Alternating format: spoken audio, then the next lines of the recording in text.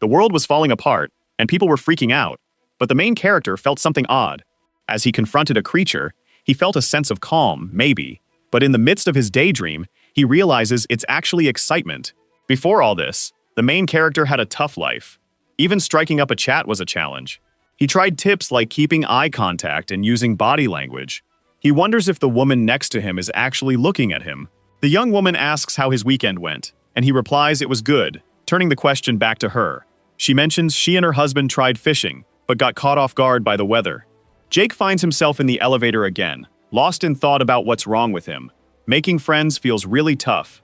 Even after switching jobs to start fresh, he hasn't made any headway. Jake is in a place that values social skills, and he's unsure if he'll ever fit in. To make it worse, the only sport he's done since he was a kid is solo, which is archery. This world doesn't seem built for people like him.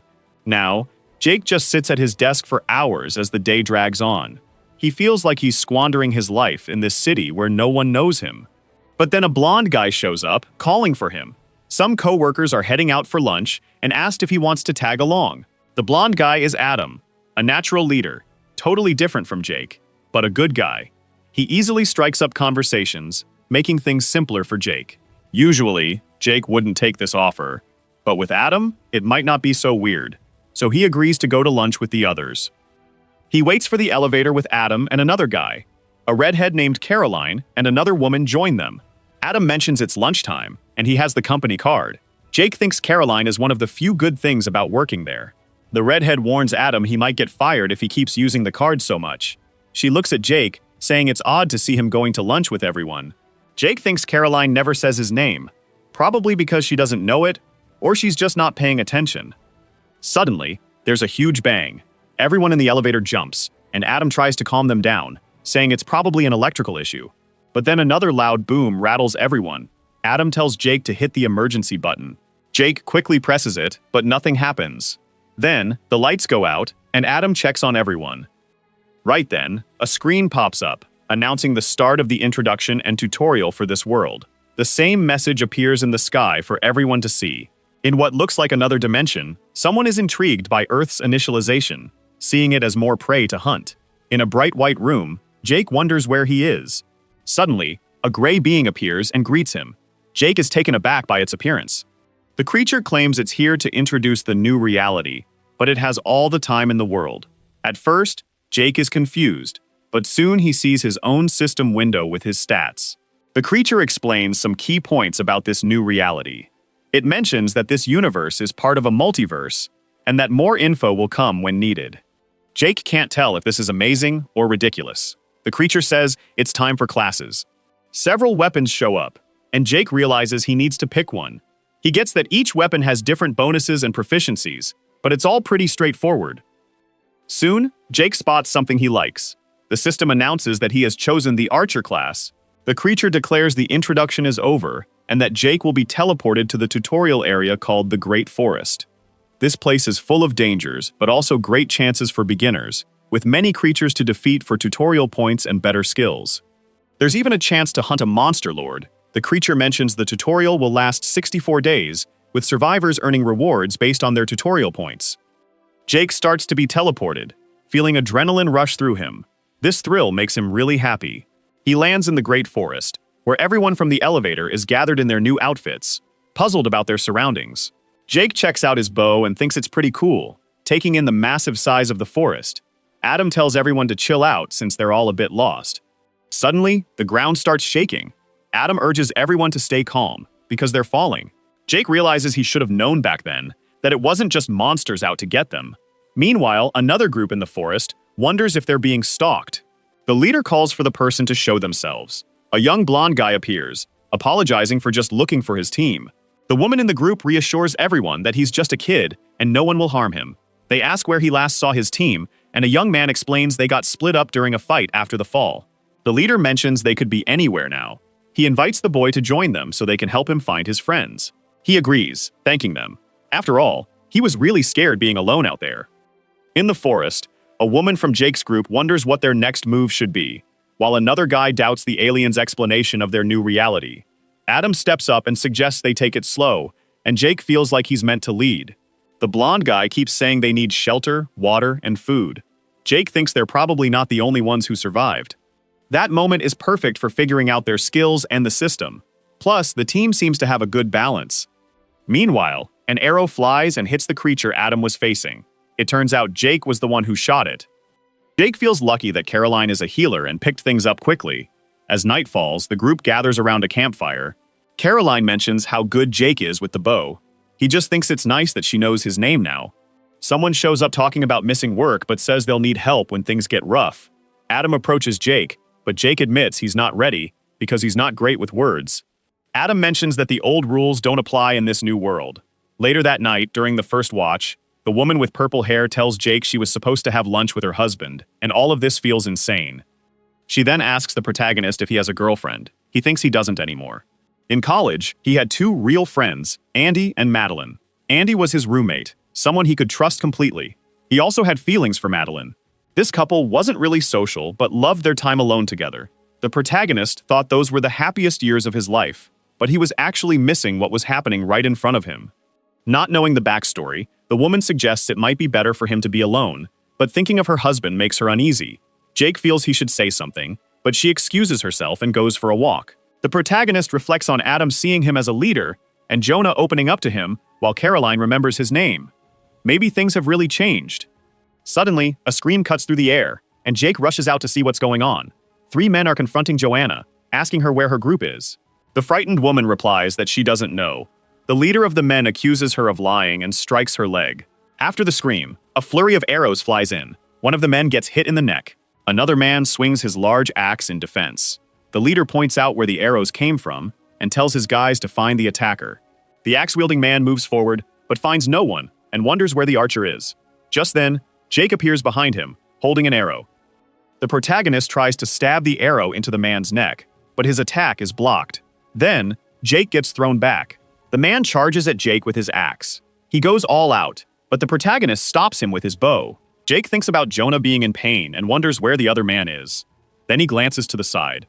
There comes the leader with his hammer, but Jake realizes there's still another guy besides him, and another arrow is headed his way. The protagonist feels like he's about to die, but then something changes for Jake.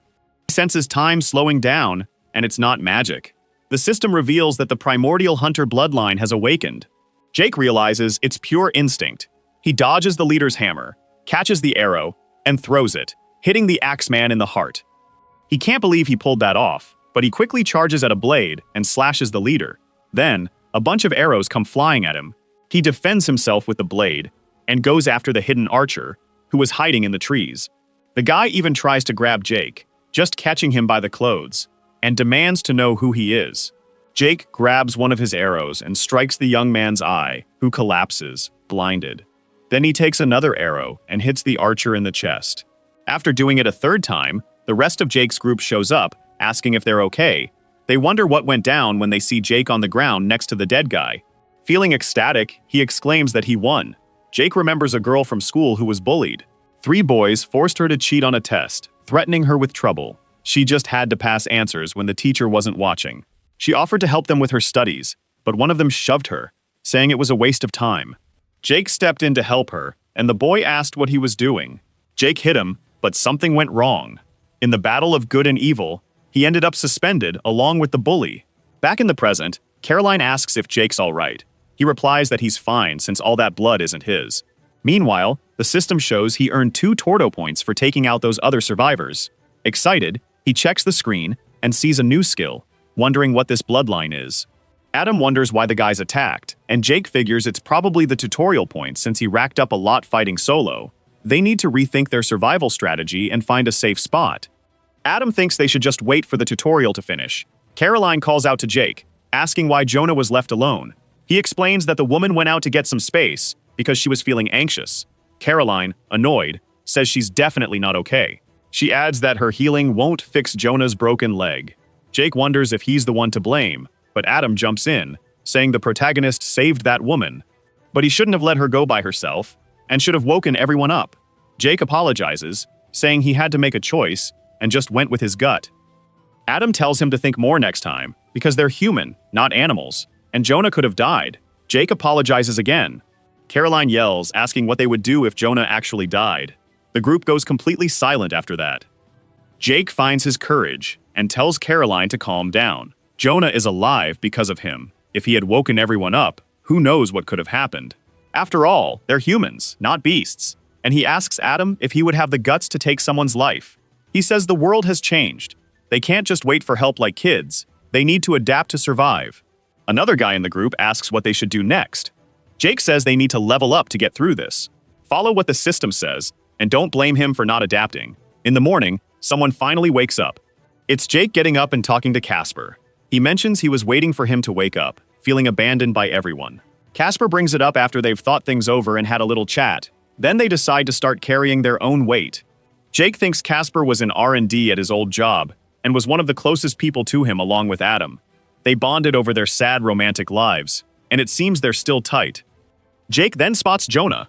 Casper says they couldn't save her legs, so they had to amputate them at her own suggestion. They're hopeful that once Caroline powers up, she can get her leg back, and Jake thinks she's really strong. Everyone gave it their all that day.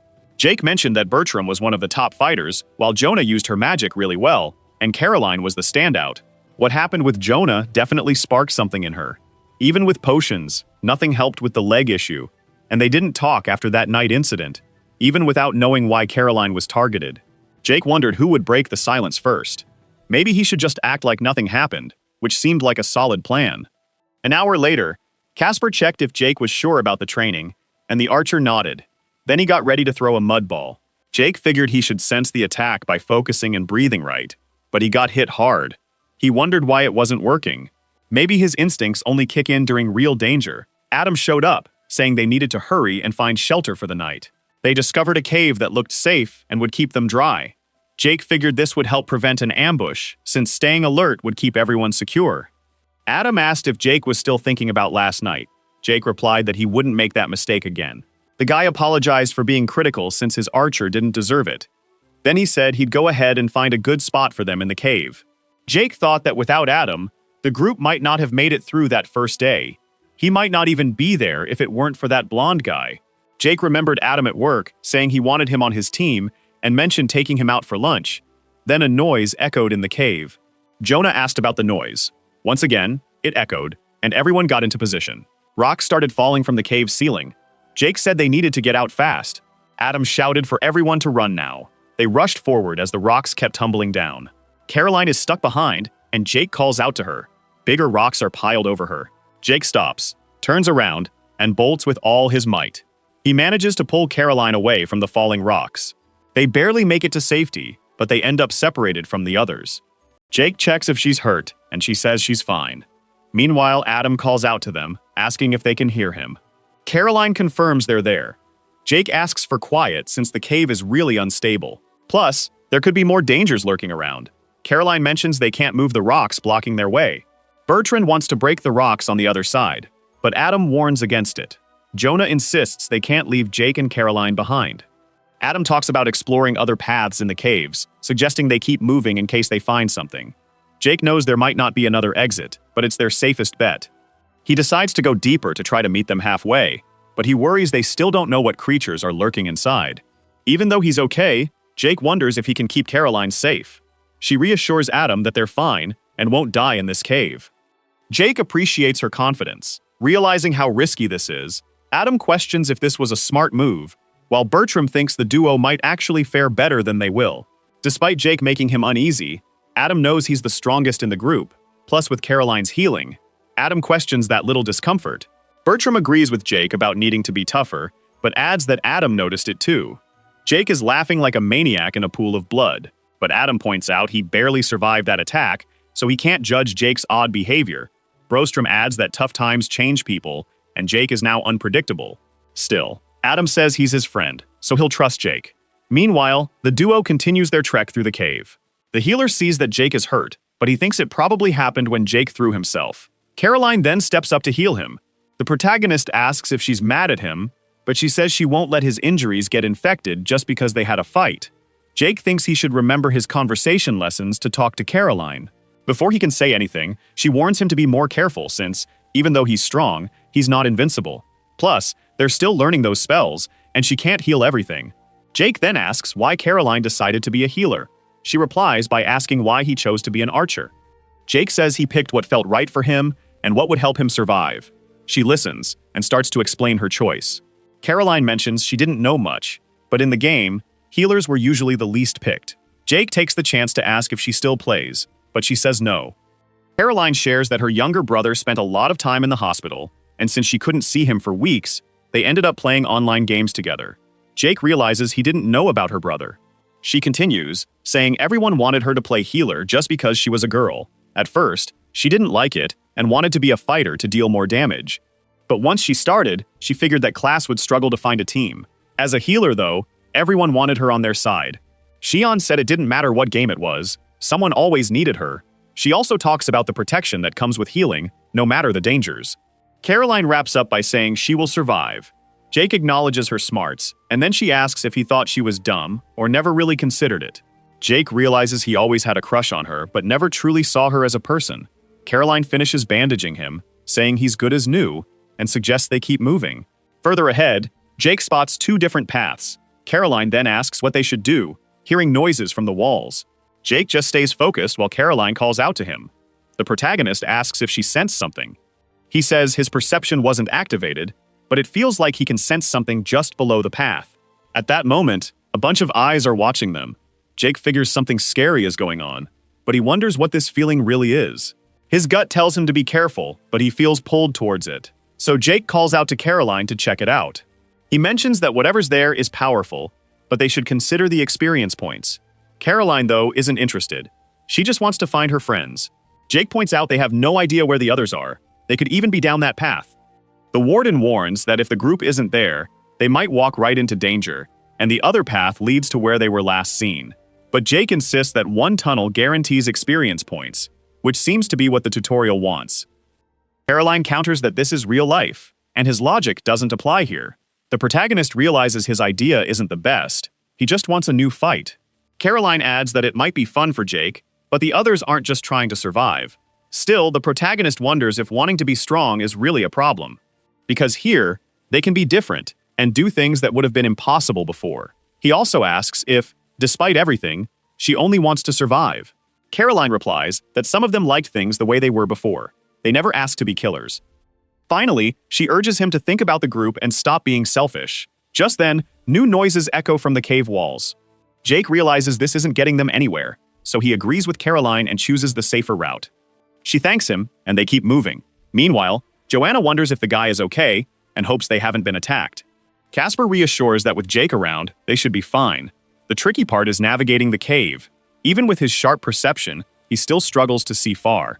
Buttram notices it's getting late and suggests to Adam that they should wrap up the search. However, the leader wants to keep going. The Hammer Warrior says they can search in the morning and asks Adam to think about Jonah too. Even though the woman insists she's fine, Adam says they can't stop until that duo is safe. They keep moving through the cave's darkness. Casper then asks if anyone heard something. Adam tells everyone to get ready. Bertram asks Casper if he sees anything, but Casper replies it's too dark. They hear footsteps in the cave. Adam cautiously follows along. The footsteps get closer, and Casper realizes they're coming fast. Soon, he spots something moving, and Adam, holding a torch, calls out for Caroline. The pair finally reunites with the group. Caroline excitedly runs to Adam. Both are glad to be safe. Bertram asks if they faced any issues on the way. Jake starts to stutter, but Caroline interrupts, saying there were no problems, just a lot of walking. Feeling a bit awkward, Jake suggests finding another cave to sleep in, ideally a safer one. Just then, Jonas spots something. She attacks a small spider with her staff, and then apologizes for the noise. Casper tells her not to kill spiders since they're important for the ecosystem. He picks one up in his hand and talks about it, saying he'll move the spider to safety. After observing it for a bit, he lets it go. But he notices a bunch of other spiders on the ceiling, and Casper mentions there might be a nest. He also adds that spiders aren't a threat to humans right now. However, he doesn't see a spider creeping up on his neck. Adam rushes to save Casper, but the spider bites the boy. Jake hears a noise and gets ready to draw his bow. At that moment, several spiders start dropping down from the ceiling. In a combat stance, Joanna asks what they should do. Casper says he can't move. Suddenly, multiple eyes appear from the darkness, startling Jake. A giant yellow spider shows up, and Casper is frozen in fear in front of it. He panics and calls out for his friends. Suddenly, an arrow flies and hits the big spider right in the mouth. Adam rushes over and grabs Casper's arm. He tosses Casper onto his back and shouts for everyone to run. Meanwhile, Jake keeps attacking the spider. The group watches as Jake keeps shooting arrows, but the spider starts to block his attacks. This beast is called Mammoth, and it's level 13. Jake is totally pumped up. Meanwhile, Casper and Bertram are running for their lives. Caroline helps Joanna get away, and Adam moves ahead quickly. Bertram soon says they all need to get out now. Then Adam calls for Jake, who grabs his bow but apologizes to Adam as he pulls out his sword, not wanting to miss this chance. The spider gets ready to attack, but Jake charges in, slashing at the huge creature. He finally lands a hit on the monster's belly. Caroline says they can't wait for Jake, but Adam insists on not leaving anyone behind. The spider then strikes Jake hard. He gets thrown against the wall, and rocks start falling from the cave ceiling. Adam notices and starts to worry. Jake stands up, saying that wasn't so bad for a spider, and feels something bubbling inside him. Then the system announces that his primordial hunter bloodline has awakened. His mood shifts in that moment. Jake pulls an arrow from his quiver. The spider stays ready to strike. With his instincts kicking in, Jake is ready for anything. A massive rock begins to fall. Jake realizes the cave is collapsing, but he refuses to back down from this fight, thinking he's a bit selfish. Then he remembers Caroline saying not everyone hated their old lives, but that didn't apply to him.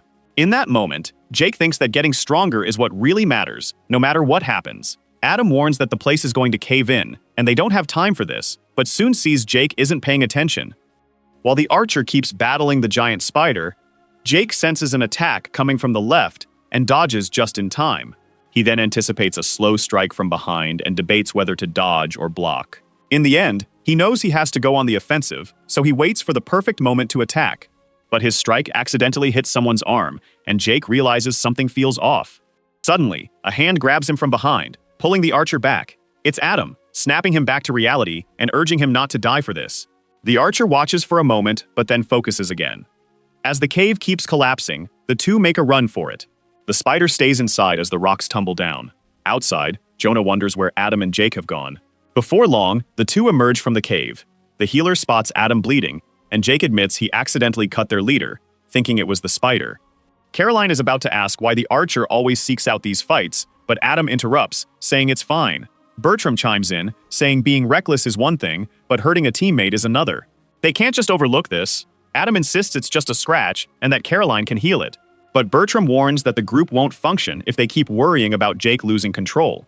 That's when the protagonist realizes that's how they view him. Even Caroline sees him as a threat.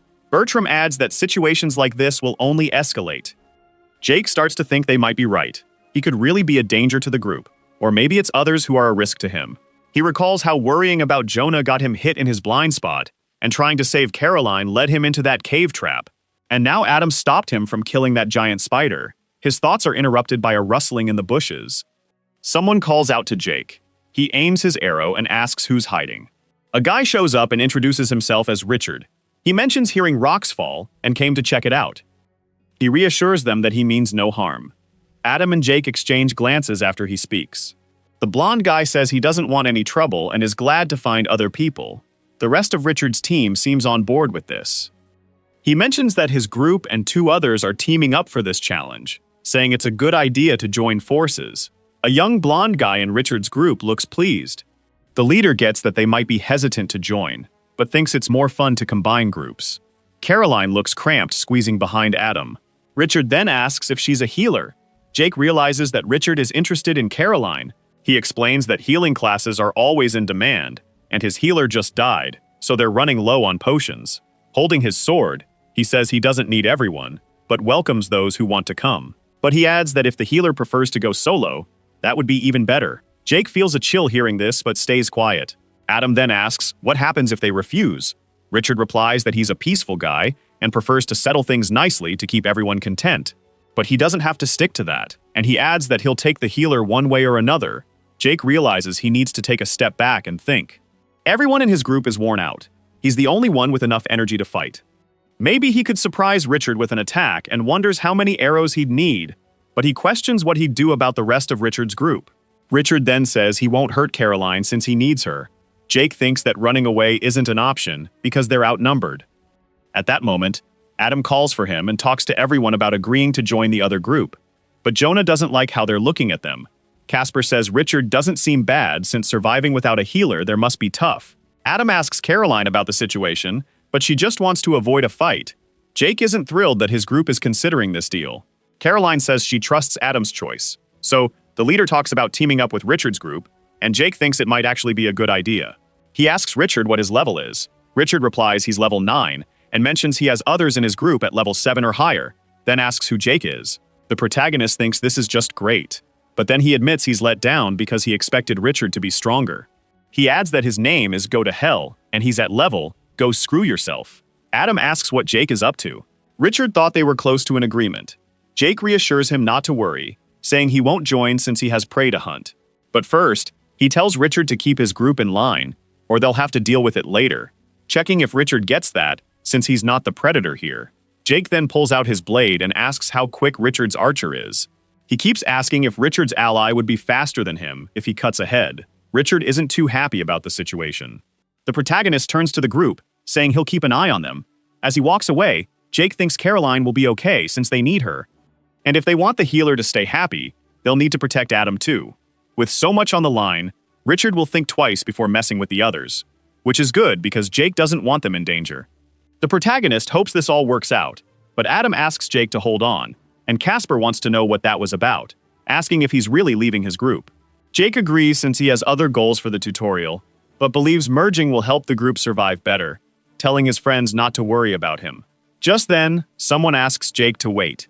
Adam pulls something from his bag and hands over some potions, telling Jake to be careful. The protagonist is grateful for this gesture and thanks his friend, not just for the potions, but for everything so far. Then the archer leaves his group behind.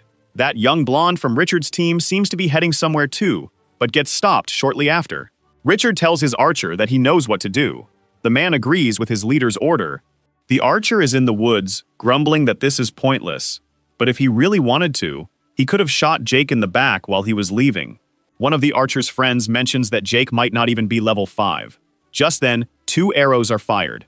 The arrows hit the guy next to the archer. He and the others in the small group are confused about what just happened.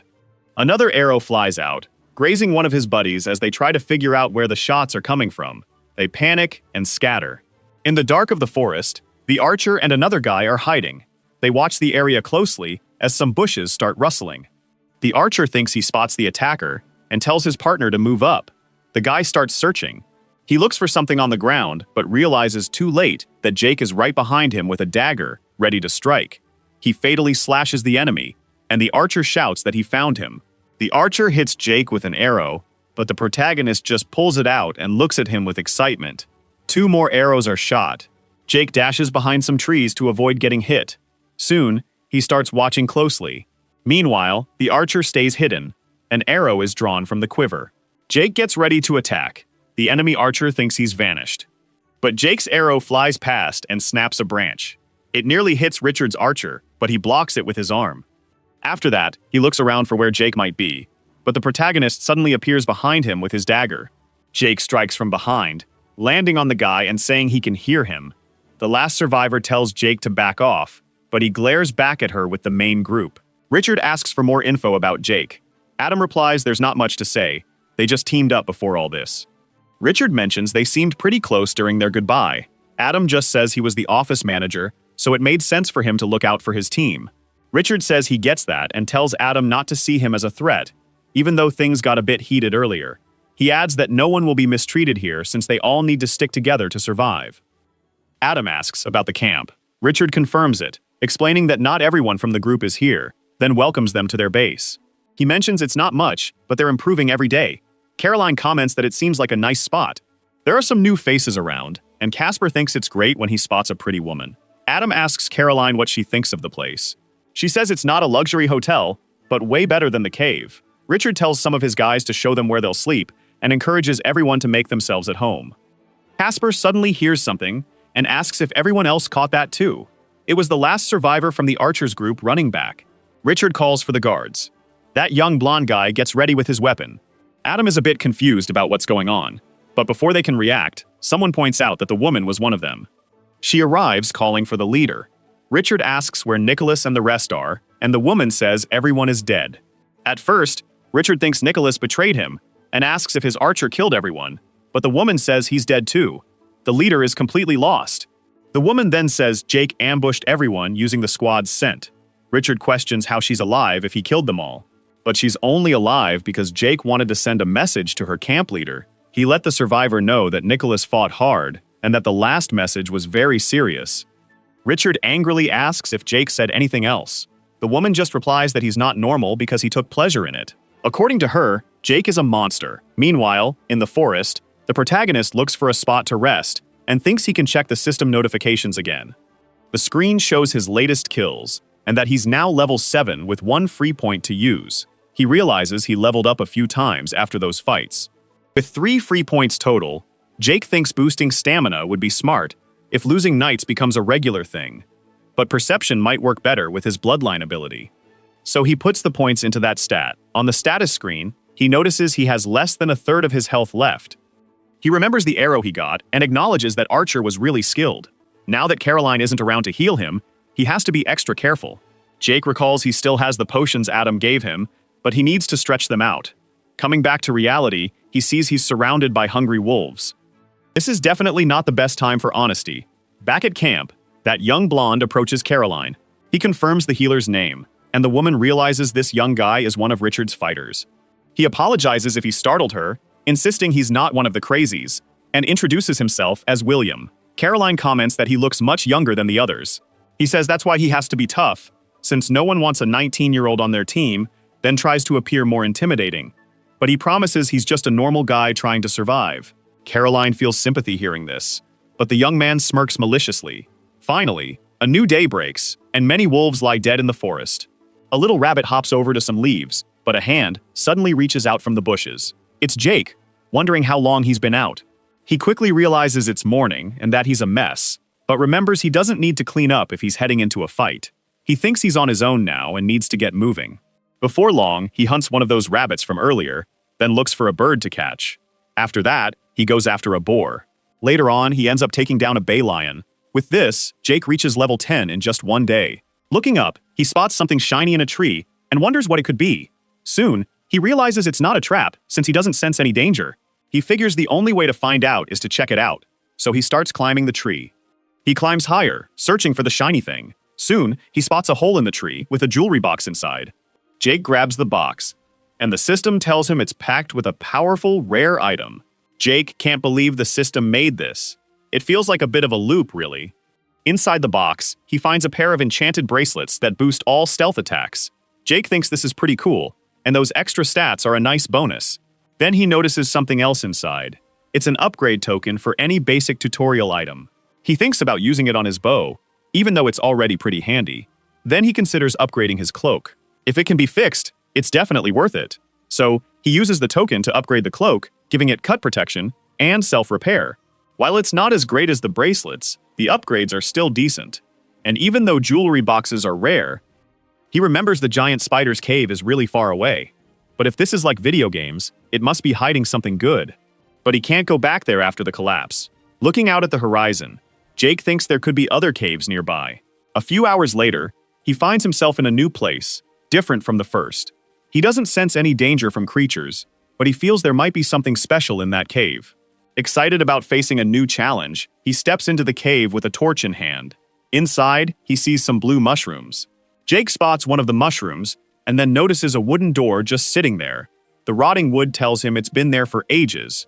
Suddenly, a system message pops up, letting Jake know he's found a dungeon challenge. He meets the entry requirements. Level 10, no profession, and in the top 5% for tutorial points. Now in the tunnel, Jake wonders what kind of place this is.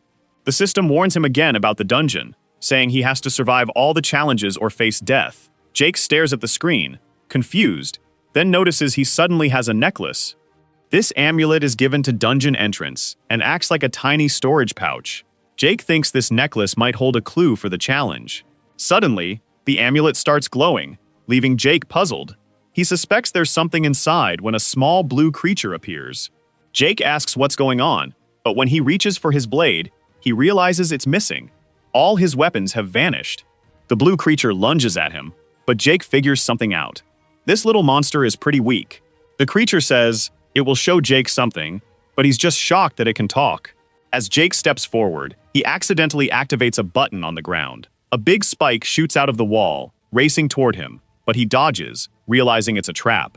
The spike embeds itself deep in the opposite wall. The creature comments that Jake did well.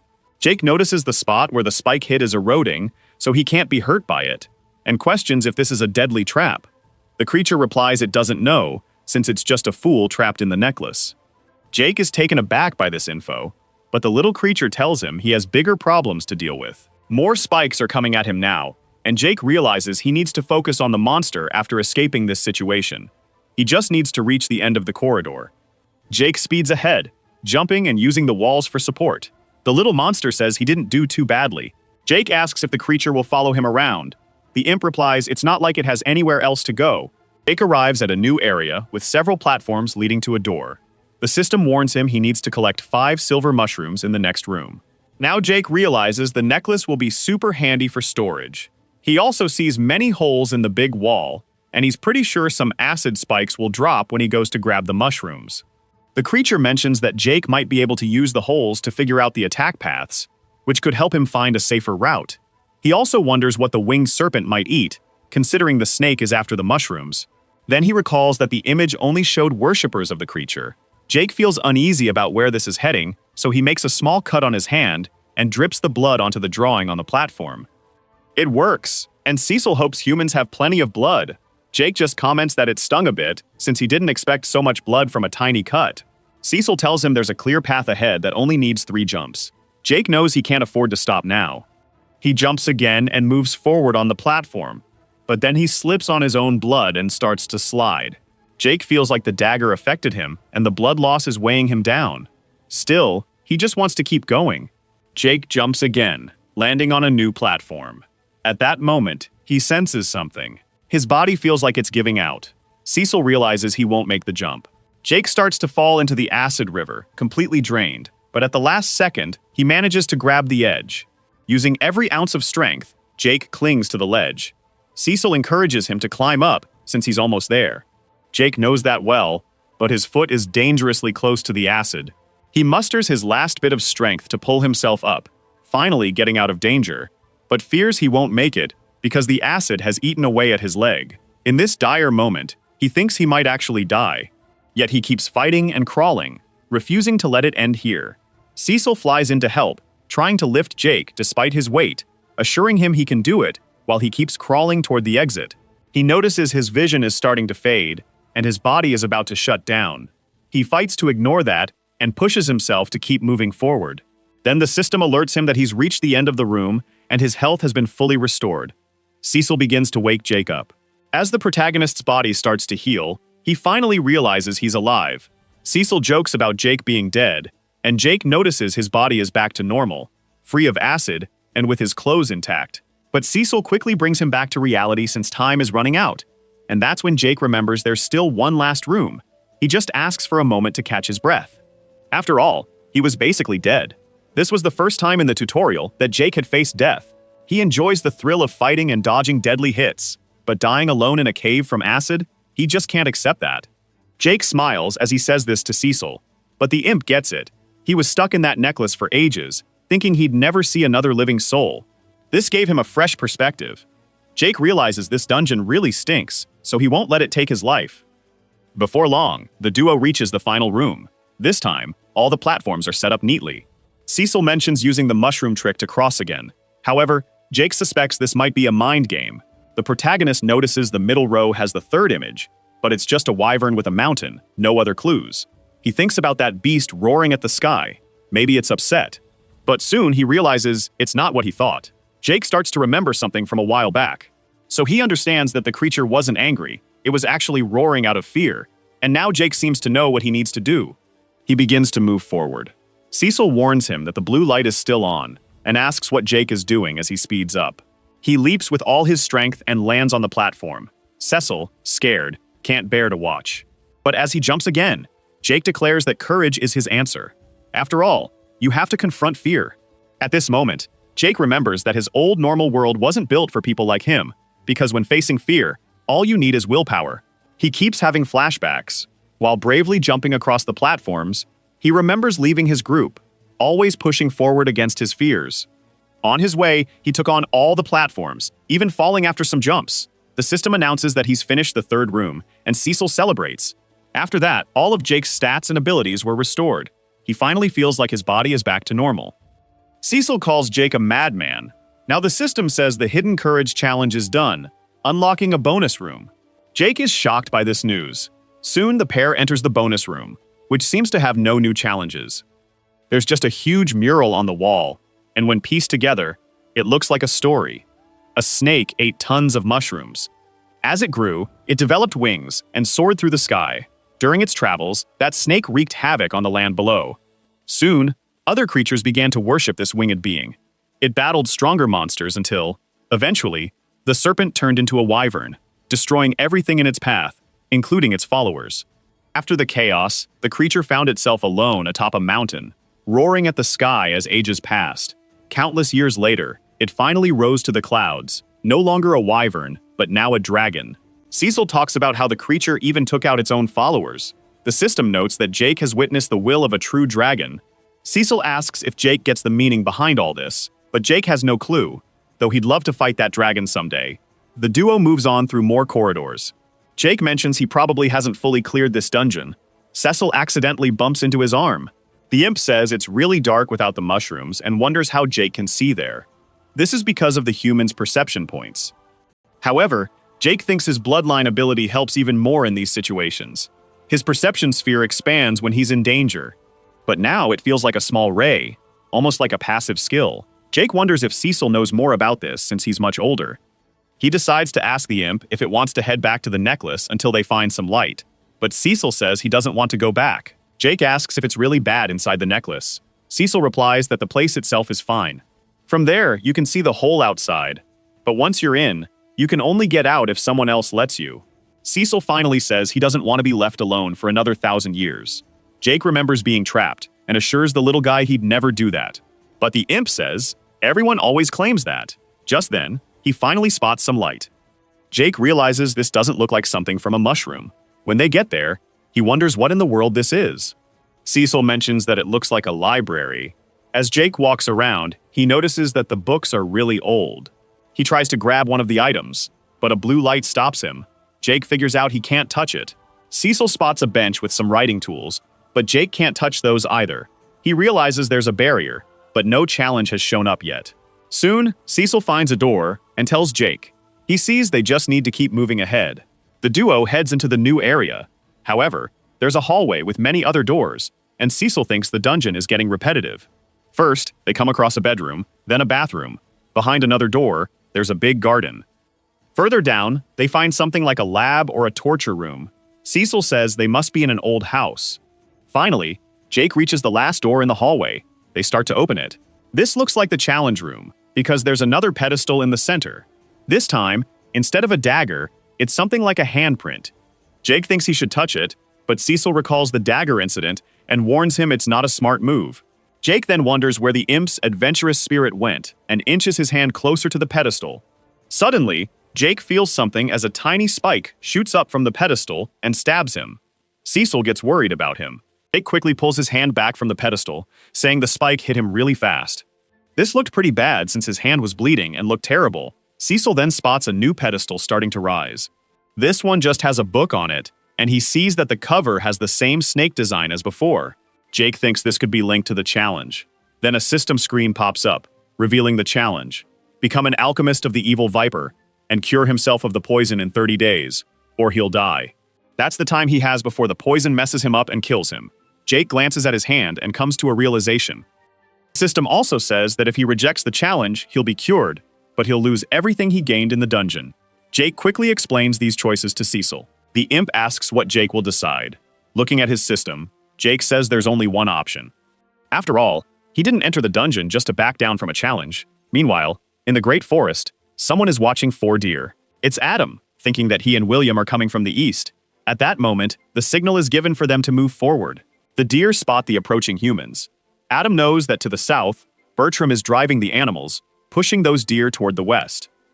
Right into the trap they set up last night. Adam calls out for Casper at this moment, and the boy pulls the rope with all his strength. With that, he catches 3 deer in the trap. Letting one animal escape from the net, Adam and Casper move toward the captured deer, while William rushes after the fleeing one. He throws 3 daggers and hits the animal right on. It drops dead on the forest floor. William cheers for the perfect shot, but Casper looks like he got hurt too. William says he's got terrible aim, but Casper insists it's just a scratch. The young wizard mentions they'll have enough food for a week now. Adam praises everyone for their efforts. Then he asks Lara to help finish off the trapped animals. An hour later, they take their catch, and Casper apologizes for not getting them all. Adam reassures him that they have plenty from the hunt. Lara checks if Casper is all right. He says he's fine, and thinks it's best to take the game to the butcher. When they reach the camp, Lara says she'll catch up with him soon. Adam overhears and comments that things are moving quickly between them. Casper is taken aback and wonders if it's too soon, hoping Lyran doesn't think less of him. Adam tells him to chill. After all, they're at the end of the world, so it's normal to rush things. Casper asks if that's why the leader sneaks into Caroline's cabin every night. Adam turns red with embarrassment, but the boy promises he won't spill the beans, even though everyone probably already knows. After that, Adam heads to the blacksmith's cabin. The man asks if Adam's sword needs fixing, but Adam's really there for Caroline since Casper got hurt and needs healing. The woman apologizes, saying she still has to get armor for Richard. Adam then asks if the man is busy. Caroline replies that Richard always does everything to keep her on the main team. A bit later, Adam mentions that Casper saw him visiting her at night. After all, the boy is sneaky, maybe even sneakier than Jake. Caroline says Adam always goes back to Jake, but it's time to move on. The man just worries about his friend. Since they split, he hasn't heard anything about his ex-archer. Caroline says Jake's grown up and can handle himself. Adam wonders what Jake's up to now, and Caroline guesses it's probably something dumb and dangerous. In the dungeon, Jake tells Cecil he's had enough of the mushrooms. Cecil suggests that if Jake stops eating them, they might not have to keep looking for more. But Jake remembers he unlocked a skill that lets him learn about poisons by eating them. Plus, there's no chicken around anyway. Cecil says he's fine with his moss and water diet and encourages Jake to give it a shot. Then, he heads back to that awesome library. Jake asks for a mana potion, since he needs to recover before he can start preparing. Cecil questions why Jake can't just rest after all their hard work that day. Suddenly, Jake feels a sharp pain. He realizes he needs to learn alchemy soon to whip up a healing potion. He begins grinding the ingredients into a paste, then adds mana to the mix. Next, he goes through the transmutation process for the needed attribute. If all goes well, that paste should turn red, but in the end, it ends up brown. Jake sighs, saying this batch is ruined too. Cecil tells him to chill out. It's only been a week of studying, and he still has time. Jake admits he doesn't know much about potion making, and asks for another try. Cecil advises waiting a bit. Pushing it now will just waste resources. Jake feels another sharp pain. Cecil rushes over, asking if he's okay. He realizes the poison is worsening since almost half his body is affected. Meanwhile, Adam arrives at the camp, asking if they called for him. Richard thanks Adam for getting there quickly. He mentions that a hunting party came back empty-handed, so they're short on meat. Richard wants to send Adam and some others to hunt deeper in the forest. Adam asks if that means going outside their territory. Richard confirms that yes, it's a bit riskier, but it could be interesting. Adam appreciates it, but isn't entirely convinced. The leader reassures him that it's not a life-or-death mission. He won't send anyone to their doom. Adam then says he wants to bring Caroline along, since having a healer on the team is a smart move. Richard doubts that's possible since he's strict about team assignments. Adam gets it and plans to head out soon to gather his crew for the mission. Before he leaves, Richard asks Adam for a favor, to keep Casper at the camp. Adam questions why he needs to do that. Richard explains they found a broken fence and worry it might be another group of survivors nearby. Since Casper is good with traps, he could help secure the area. Adam says he'll talk to the kid. Later, Bertram collects some animals and asks how many more badgers they need. Lara replies they should have 8 in total. Adam mentions that the beasts there are tougher and there are way more of them. William chimes in that they racked up a lot of tutorial points from this. Adam notices the boy is covered in blood and tells him to clean up while they finish with the animals. William just nods in agreement. On his way to the river, the young man thinks Adam and Richard are getting on his nerves. William reflects that they act like NPCs, but it doesn't matter since he'll be leaving their camp soon. Suddenly, he hears a noise. William hides, knowing someone is close by. A man asks for quiet, since they don't know if anyone else is around. A woman tells everyone to stay calm because they'll be quick. Then a wizard shows up, saying he just needs to wash his wand. William, still hidden, realizes there's no healer with that group, and wonders how many tutorial points they'd give. that moment, a rustling comes from the bushes. The group leader calls out asking who's there, and William reminds himself to stay calm since he's pulled this trick before. The woman aims her arrow at him, telling him to come out slowly or she'll shoot. William steps out, apologizing, and saying he got separated from his team during an attack. The archer questions if that's really true. The blonde boy thinks women always fall for this, but then an arrow whizzes past his head, leaving him confused. The archer retorts that no woman was born yesterday. The knight tells William to drop his stuff and back away slowly. The young trickster agrees to the request. The archer urges him to hurry, still keeping her weapon aimed at him. The boy kneels grinning, reaching for his wand. The archer spots this and fires another arrow, but he rolls away just in time. With the wand ready, his daggers are poised. The mage blocks some attacks with his shield and tells them to grab the boy. 2 more arrows shoot out, but William dodges them again. The wizard on the team wonders what kind of magic the boy has. Meanwhile, William realizes they're tougher than he thought. The archer has him in her sights, but he feels they just aren't strong enough. One of his daggers strikes and kills the woman. She writhes in pain from his attack. The knight rushes to the woman in despair, but then 2 more daggers fly, decapitating the knight and the young wizard. Later, William spots his system screen on the bodies. He figures they were level 10 and 2 were level 9, so it wasn't a waste. At that moment, someone calls for William from the forest. The boy realizes he might be in trouble. It's Lyra asking if he's ready. William feels hopeless since he's still surrounded by corpses. The girl is shocked, asking what's going on. The young man tells her to mind her own business. 5 minutes later, William heads back to the group. Adam mentions they sent Lyra to find him. The boy just says he didn't see her and thinks she might have gotten lost. In the library, Cecil shows up with more mushrooms for Jake, but the imp can't find him. Soon, he spots Jake lying on the ground, shouting. Cecil calls for his friend and starts trying to wake him up. But the imp realizes the poison has drained Jake's energy. He thanks God that Jake managed to make some healing potions. Cecil then gives him one and tries again to wake his friend. Jake wakes up, asking what's going on. Cecil isn't quite sure what to think since he just found them lying there. Jake explains he's simply worn out. Noticing all the potions, Cecil asks how many Jake whipped up that morning.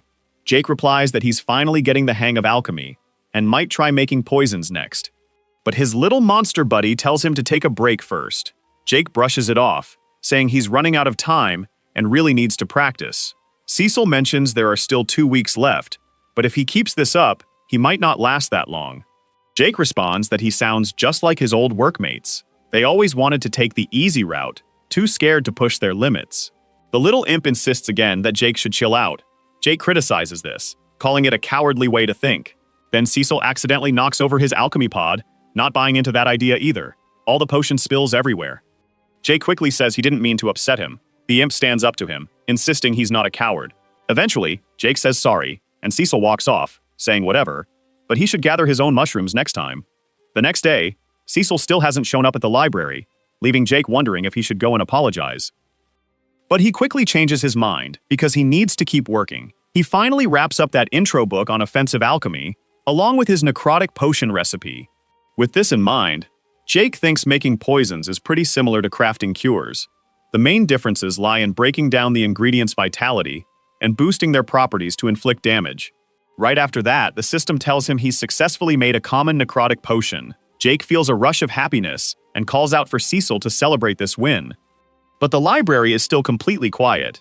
Jake calls out again for his imp friend who vanished a day earlier, but everything stays silent. Then Cecil shows up, asking what Jake wanted. Feeling proud of his success, Jake shares that he made poison on his first try. Sarcastically, Cecil asks if he wants a cookie or something. In that moment, Jake realizes his friend is still upset about their earlier fight. Then his system notifies him of a level up in his malevolent Viper Alchemist profession, now reaching level 24, with 2 more points to spend. Finally, a screen pops up showing all his stats and basic info. Jake thinks he should invest more points in wisdom and mentions that his alchemy is finally paying off. A new system screen shows up, saying his profession can evolve once he meets all the requirements. Jake is confused, but his blue buddy finds it intriguing. The system tells him his alchemy skills are unmatched and asks if he wants to evolve. Jake hesitates, wondering if he can become a stronger alchemist, and he agrees, but even Cecil can't give him an answer. Now a warning screen appears, saying that delaying the evolution could have bad effects and he won't be able to earn new points. Jake realizes he never really had a choice. After saying yes, he wonders what's next. Suddenly, the whole place starts shaking like crazy. Something's definitely happening. Cecil quickly asks if Jake did something to make this happen so fast. In the next moment, they're surrounded by a green mist, and the area starts to change. Before long, they crash down in a new location. Seeing the vastness of what looks like another dimension, Jake asks what's going on. Even though he has no clue where he is, he doesn't sense any danger around. As he walks, he notices something approaching, so he quickly turns around. Someone with very pale skin is walking towards him. A young guy with scales wonders what's going on in this place. Jake finds it odd that his bloodline didn't activate, and he feels no hostility. He knows it's risky, so the creature asks if they didn't hear him. It questions why the two are there. Jake tries to relax since he's not in danger. He starts explaining how he was becoming an alchemist and then ended up in this place. The mysterious being seems to understand him well, and says it's nice to meet him. After all, he was the malevolent viper Jake mentioned. But then, that being tells everyone to go to hell. The protagonist questions why he doesn't look like a snake dragon. The viper comments on that. Before long, his hands and legs change into scales, and then wings pop out effortlessly. Finally, Jake finds himself face to face with a stunning dragon, as the viper asks if this look suits him better. In that moment, Cecil expresses his disbelief at being in the presence of such a being, adding that he serves the viper loyally. Seeing that tiny creature claim to be his servant, she must have been around even before the orders were given. But the young man clarifies that he's not a servant, he's just there to check out the dungeon. The viper was impressed that the young man was handling all of this. After all, he had set up those traps ages ago. Realizing he was in front of the creator, the young man curiously asked what he thought about the part where you had to feed him. Or the bit where he made them learn about his past, only to be rewarded with a mural of him being awesome. A pretty self-centered vibe. But the designer took that as a huge compliment. Keeping the chat going, he asked if he was some sort of god. And that's exactly what he is. Just keep leveling up, and eventually, he'll get his own dimension. It gets a bit dull in the end, but being immortal is pretty great. Having his own dimension sounded cool, but the young man turned down immortality. It's the fleeting moments that make life exciting. To the designer, that reasoning didn't make any sense. Even with that view, he said he liked it. Cecil bowed down, apologizing to the viper for his friend's behavior. He couldn't grasp how Jake had the guts to speak to a god like that, as he was scared just being there.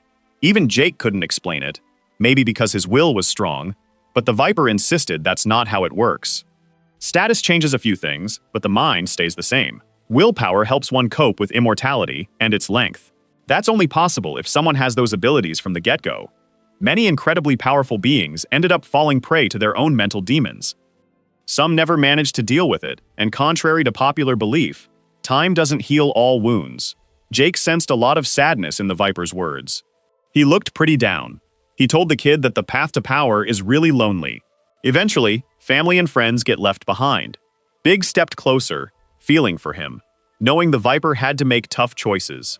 He put his hand on the viper's shoulder and said hiding in that dimension wouldn't help. Cecil was shocked at how casually he touched the god. The viper shook his head, saying the young guy wouldn't get it. Jake said he ran because his plan wasn't working. He realized it was time to try something new. Cecil was now convinced they were headed for a brutal end. After hearing that, the viper looked at the boy seriously. Even though he was nervous, he waited for a reply. The viper joked that the young man was too emotional, which made him feel for the kid. Curious, Cecil asked what the viper thought of him, but the designer didn't even realize he was there. They chatted for a few hours. The viper now knew his story, especially about Caroline. Cecil, who was also aware of it, thought about a female archetype. The other two just stared at him like he hadn't gotten it at all. They burst out laughing at his comment, leaving Cecil pretty annoyed. Still teasing the little guy, the viper joked that diabetes must have a lot of experience with women. Jake realized he must have missed a notification earlier.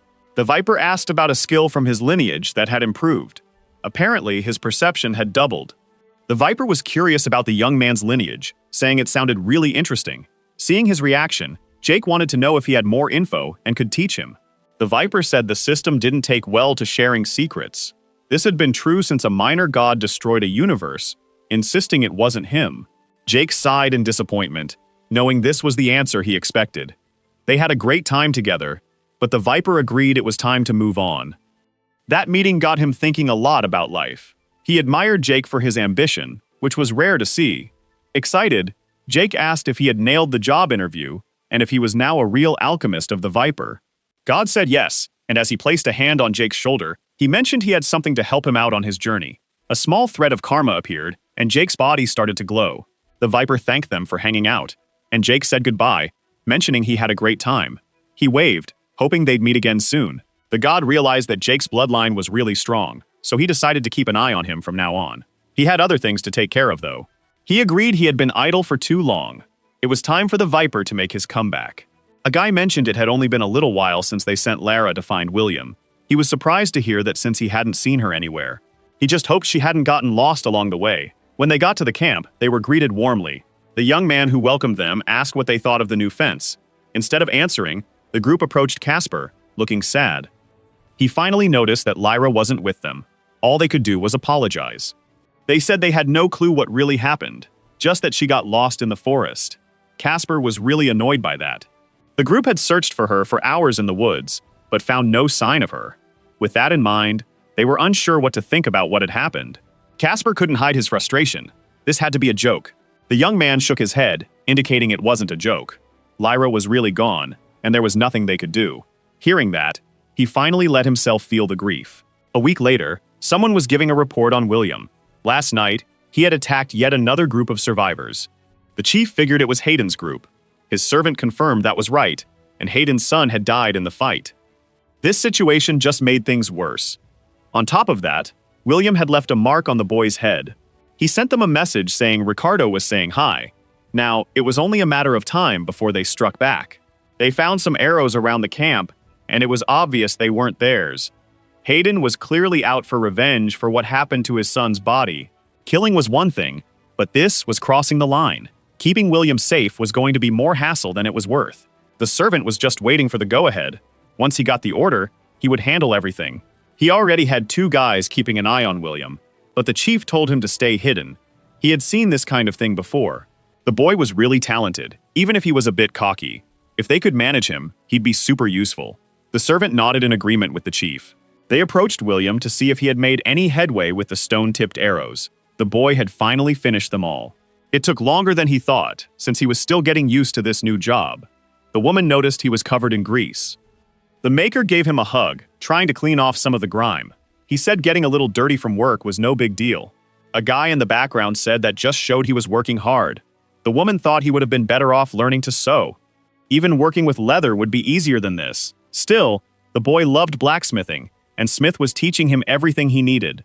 Knowing he enjoyed it, the woman told him to be careful. He smiled and promised he would. As he watched them leave, he realized this was getting really annoying. He felt like Caroline thought she could boss him around. He was convinced that if she weren't so pretty, no one would put up with her annoying comments. Anyway, a war between Richard and Hayden was about to kick off. Once he had taken down enough people and earned his bonus, he could finally leave this place. While lost in thought, Smith asked the boy to help him with some boxes. Excited, he rushed over to help the man. Meanwhile, the prepared arrows were being delivered. He just couldn't figure out why Casper hadn't gone to get them himself. They could have used this chance to step outside and clear their heads a bit. Casper admitted he didn't want to see that person. The guy delivering the arrows thought he meant Smith. Only then did Casper clarify that he didn't want to see William. The man knew Casper thought the boy was hiding something about Lyra's disappearance, but he couldn't believe the boy was innocent. He was convinced something was being concealed. Plus, Jake would never trust him. After a brief outburst, the tent fell silent. Concerned, the man asked how long it had been since Casper last slept. Frustrated, Casper told the man not to bother him, insisting he was fine, and if he didn't want to help, it was better to leave him alone. The man said it was okay to be a bit distrustful, and that he never said Casper was wrong. Before going on, he let out a long sigh. He mentioned how Casper had been acting around the camp. It was obvious he saw William as a target, to the point of scaring everyone else with his behavior. They thought he might snap at any moment, and they weren't wrong. That's why the man wanted to know what Casper planned to do with all those traps. They didn't look like they were meant for catching deer. Casper replied that there were many scary things deep in the forest, and it was time for someone to start hunting them. The young man kept doing countless push-ups. Cecil interrupted his workout, asking if Jake was ready. Still, the boy kept practicing. Noticing he was being ignored, Cecil asked how long he had been training. After finishing his exercises, Jake said he had only been at it for 30 minutes. Checking his progress, he wished it was better but realized it wasn't bad for a month of training. Cecil warned him not to wear himself out yet, because they had a long day ahead. Jake was pumped to finally get out of that cave. Noticing his excitement, Cecil reminded him he still had to whip up an antidote. The poison was spreading fast, and it could be deadly. He had about a day to sort it out, but Jake felt sure he could handle it. Back at the camp, William kept himself busy with little tasks. Caroline interrupted him, saying Richard's armor would take a while to finish. But she wasn't there to chat about that. She had a warning. She told him to steer clear of Hayden's camp from now on. Playing it cool, he asked if everything was okay, but things were heating up. Richard said he could still hunt, as long as he avoided the other camp. After hearing the warning, William promised he'd be careful. Caroline felt relieved that he was taking her seriously. She tried to give the same heads up to Casper, but he wasn't listening. William couldn't figure out why he was heading into enemy territory. Maybe he was setting traps. Lately, Casper seemed to be in his own little world. That made her wonder how many tutorial points he had racked up by now. After their quick chat, William reassured her she could count on him. He promised he'd steer clear of the enemies. When he got back to the chief's room, he wanted to know how the talk had gone. Caroline had finished her mission. Now she was sure William would follow Casper's trail. Richard thought this was a smart plan. Even if he didn't like it, those two were causing trouble for the camp. William didn't think he was that clever, while Casper seemed ready to set the camp on fire any minute. To Caroline, the boy was just dealing with his grief. Richard disagreed, pointing out that Casper had vanished for days after hearing about Lyra. He had gone into the woods looking for her. Casper yelled out desperately, hoping to find something or any sign. By the riverbank, he spotted a body near some creatures. It was definitely Lyra. He scared off the creatures and went up to her. He dropped to his knees beside her, heartbroken, wanting to know who did this. He just couldn't believe what he was seeing. As he looked at her stomach, he started to notice the wounds. Something caught his eye. She had clearly been hurt by a dagger. He wondered who could have done this to her. Still reeling from his grief, he heard someone calling his name. Casper called out, asking who was in the forest. The voice called to him again. The mysterious voice asked if he wanted to bring the girl back. He said yes. The voice told him to follow it, leading him to a hidden dungeon. A few days had passed since then. Casper came back to camp a changed person. His friends noticed he was different. Richard sensed something had changed him, and now he found it hard to trust him. Caroline was upset because he used to be one of her friends.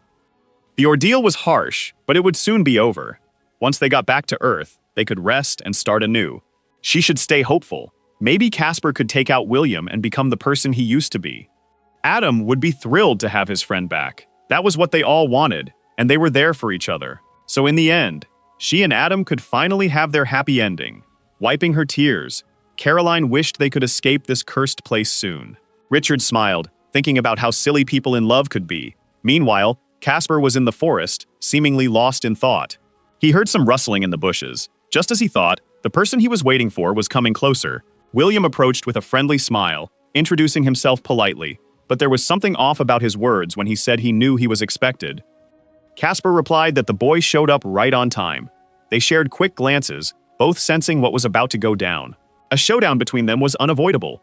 Carolina warned him to stay back, but knowing their history, he realized they were bound to clash. With a cynical tone, William pretended not to get it. This only made Casper even angrier. Casper knew William was behind what happened to Lyra. Even if he admitted it, William shrugged it off, claiming it didn't matter since Casper was weaker and hadn't been racking up tutorial points. Hearing that just fueled Casper's rage. He recalled the day he first met his friend. He had been really shy during their first meeting. The girl liked his name because it reminded her of a movie. Casper thought his name was silly, but Lyra strongly disagreed, finding it super cute. That's how she won his heart. A week later, they had become closer. That's when Lyra asked if he'd be interested in going out with her someday. He was totally taken aback. She apologized, saying she found him really interesting and didn't want to sound dumb around him.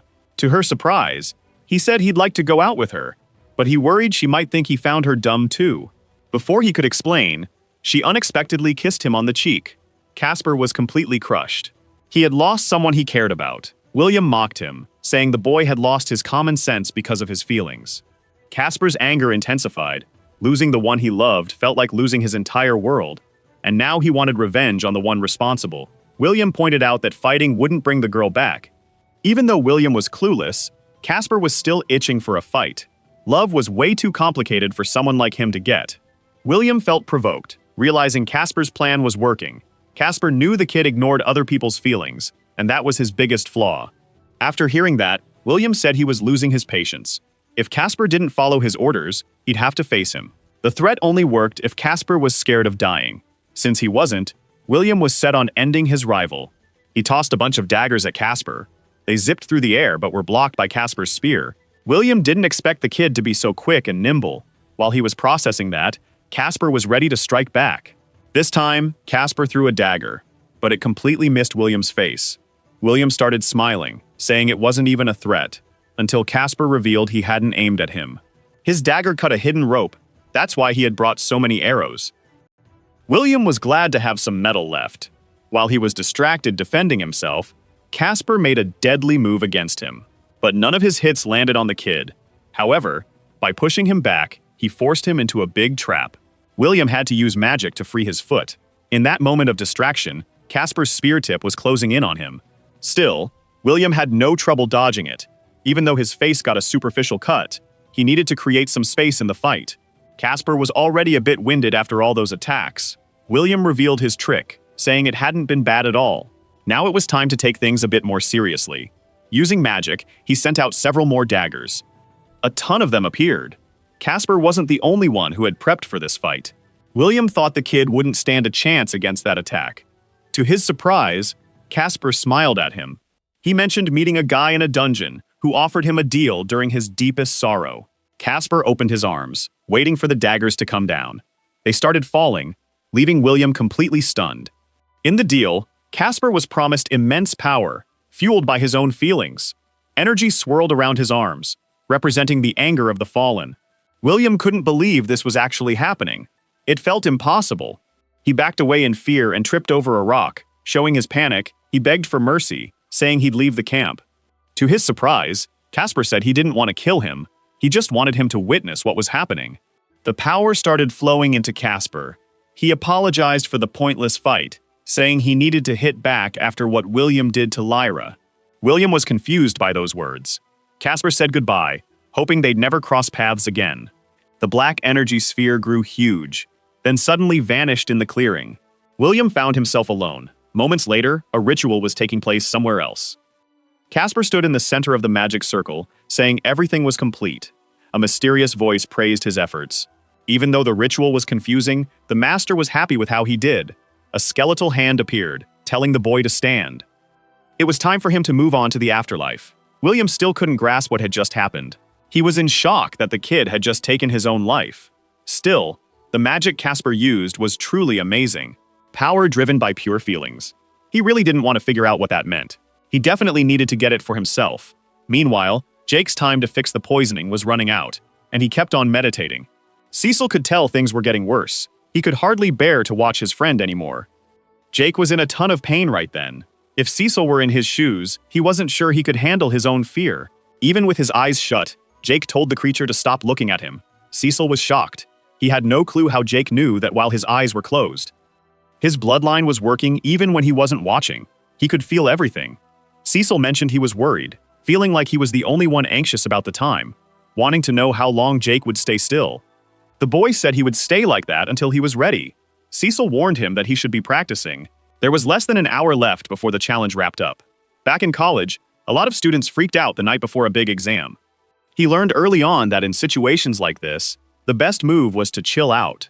Like getting ready to shoot an arrow, the first step was to take a deep breath. After that, he needed to get his whole body ready and let all distractions fade away, until the perfect moment finally came. Only then should the arrow be let go. Cecil asked if he had tried praying, but he knew Jake wasn't into that stuff. He figured it was a joke since just last week. They had met a god. Jake said he didn't see it that way, even after getting a blessing from that figure. Cecil was curious about what it was, realizing it was a big status boost that helped him in some alchemy sessions. Knowing the Viper, he figured that if he prayed to him, he'd just be ignored, and that wouldn't get him anywhere. Still, he started his prayer, telling the Viper that if he died, he'd haunt him even in the afterlife. The way he said that left Cecil totally freaked out. He got so mad that he started hitting him, saying that now the Viper might as well just end their lives. Jake chuckled with a big smile, saying the Viper seemed to like that. It felt like he was getting some kind of support from the god. Then, his body started shaking. It wasn't long before he began to cough, which made Cecil really anxious.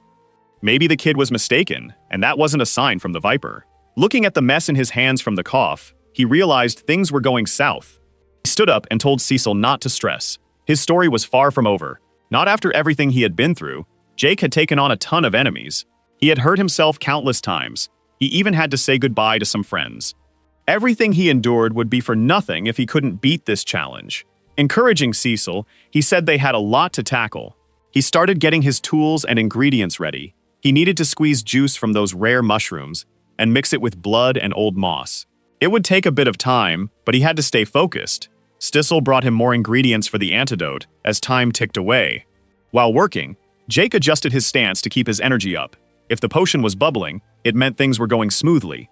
Now he had to channel his mana steadily and carefully. He needed to keep this up until he hit the next step. The system let him know he had made an antidote. Cecil asked if the mix would work, but Jake wasn't sure. The potion was really unstable and would lose its form in a few minutes. He wasn't confident it would work, and had only a short time to test it. On top of that, the deadline for the challenge was almost here. Knowing he had no other option, he got ready to drink the potion. Jake downed the bowl's contents in one shot. It was tougher than he had thought. After Jake finished drinking, Cecil asked how he felt. Jake said he didn't notice any changes. The time for the challenge was up. A sharp pain started spreading all over his body. Sezong was really worried about what he saw. Meanwhile, Jake was feeling the pain hit him hard. The poison's effects were getting worse. He struggled to breathe. He realized with regret that the poison was taking over, and he was losing strength. As it got worse, he started coughing up something that looked like tomato juice. If the poison reached his heart, it would be game over. There'd be no way to fix it. Cecil hurried to grab some health potions. Jake thought about everything he did and couldn't figure out where he messed up. He followed all the steps right, but he just couldn't understand why it didn't work. It felt like the poison was eating away at his heart. He couldn't stay upright and collapsed, passing out.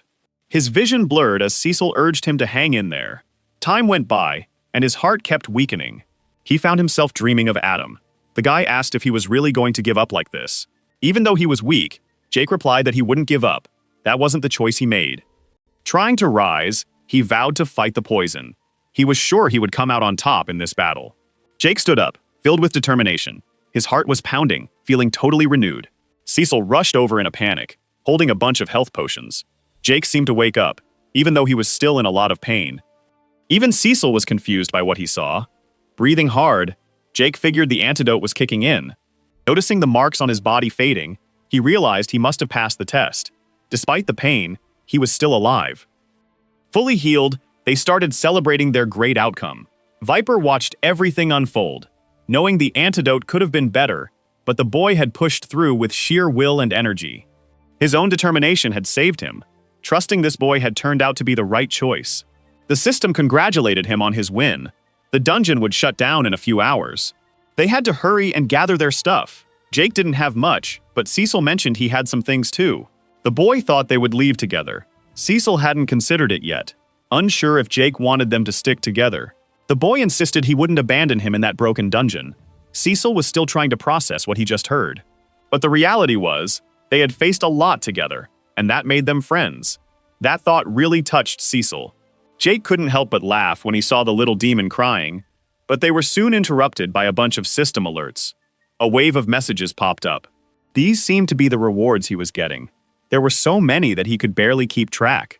4 points in each attribute, 4 extra points in vitality, new boots, and more storage space. Cecil asked how he felt, and Jake said he felt super strong. It was a relief to have his weapons back, since it had been a month since his last real fight. Cecil figured he might be a little rusty. That could be true, but right now, he was more worried about his level. He had improved his alchemy a lot, but was still just a level 9 archer. Not knowing the average level in the forest, he figured he had a lot of work to do. Cecil wasn't sure how he could help since he had no level or stats. If things got too risky, Jake could always put Cecil back in the necklace, but he refused. He had already spent 1,000 years in there. He wasn't planning on going back. After their long trek, they could finally see the dungeon exit. Jake asked the creature if it was ready for some fresh air. Finally, the guy was outside. They were greeted by an amazing view, way better than the dark dungeon they had been stuck in. Jake noticed a dinosaur off to the side. It didn't take long before they ran into some trouble. It would have been nice to have a moment to enjoy the scenery. But Jake thought the timing was just right. It was a great chance for him to test his skills. The dinosaurs were between level 17 and 24. He found himself surrounded by 4 creatures, all stronger than him, but the threat felt manageable. He should be able to take them down. The creatures charged at him, eager to make him their snack. His plan was to split them up and keep the upper hand by attacking from a distance. Moving around, he fired off several deadly arrows. 2 of the leading creatures dropped almost instantly. Their bodies hit the ground, totally still. Cecil warned him about the other creatures coming up from behind. One had gotten way too close too fast. Jake dodged the attack, noticing how fast the creature was. He started to wonder if not fighting had slowed him down. Cecil was in full panic mode. He was almost about to become one of the creature's meals. Suddenly, the dinosaur stopped its attack. Jake took the chance to pull out the sword he had. The hungry creature immediately turned its attention to him. The boy hadn't even had time to fully unsheath his blade. Once again, he had to dodge at the last second. With how close it was, he managed to land a solid slash. That was more than enough to take the creature down. The dinosaur fell to the ground, still thrashing in pain. Only one creature was left to finish off. That's when he sensed something else was going on. Other dinosaurs were watching from a distance, and they finally showed themselves. Maybe this was the universe giving him a chance to see how much he had grown. He was determined not to fail. The dinosaurs charged at him with lightning speed, but Jake's resolve was even stronger. He wanted to prove himself against anyone. Moving way faster than the creatures, he took down 3 of them before they even realized.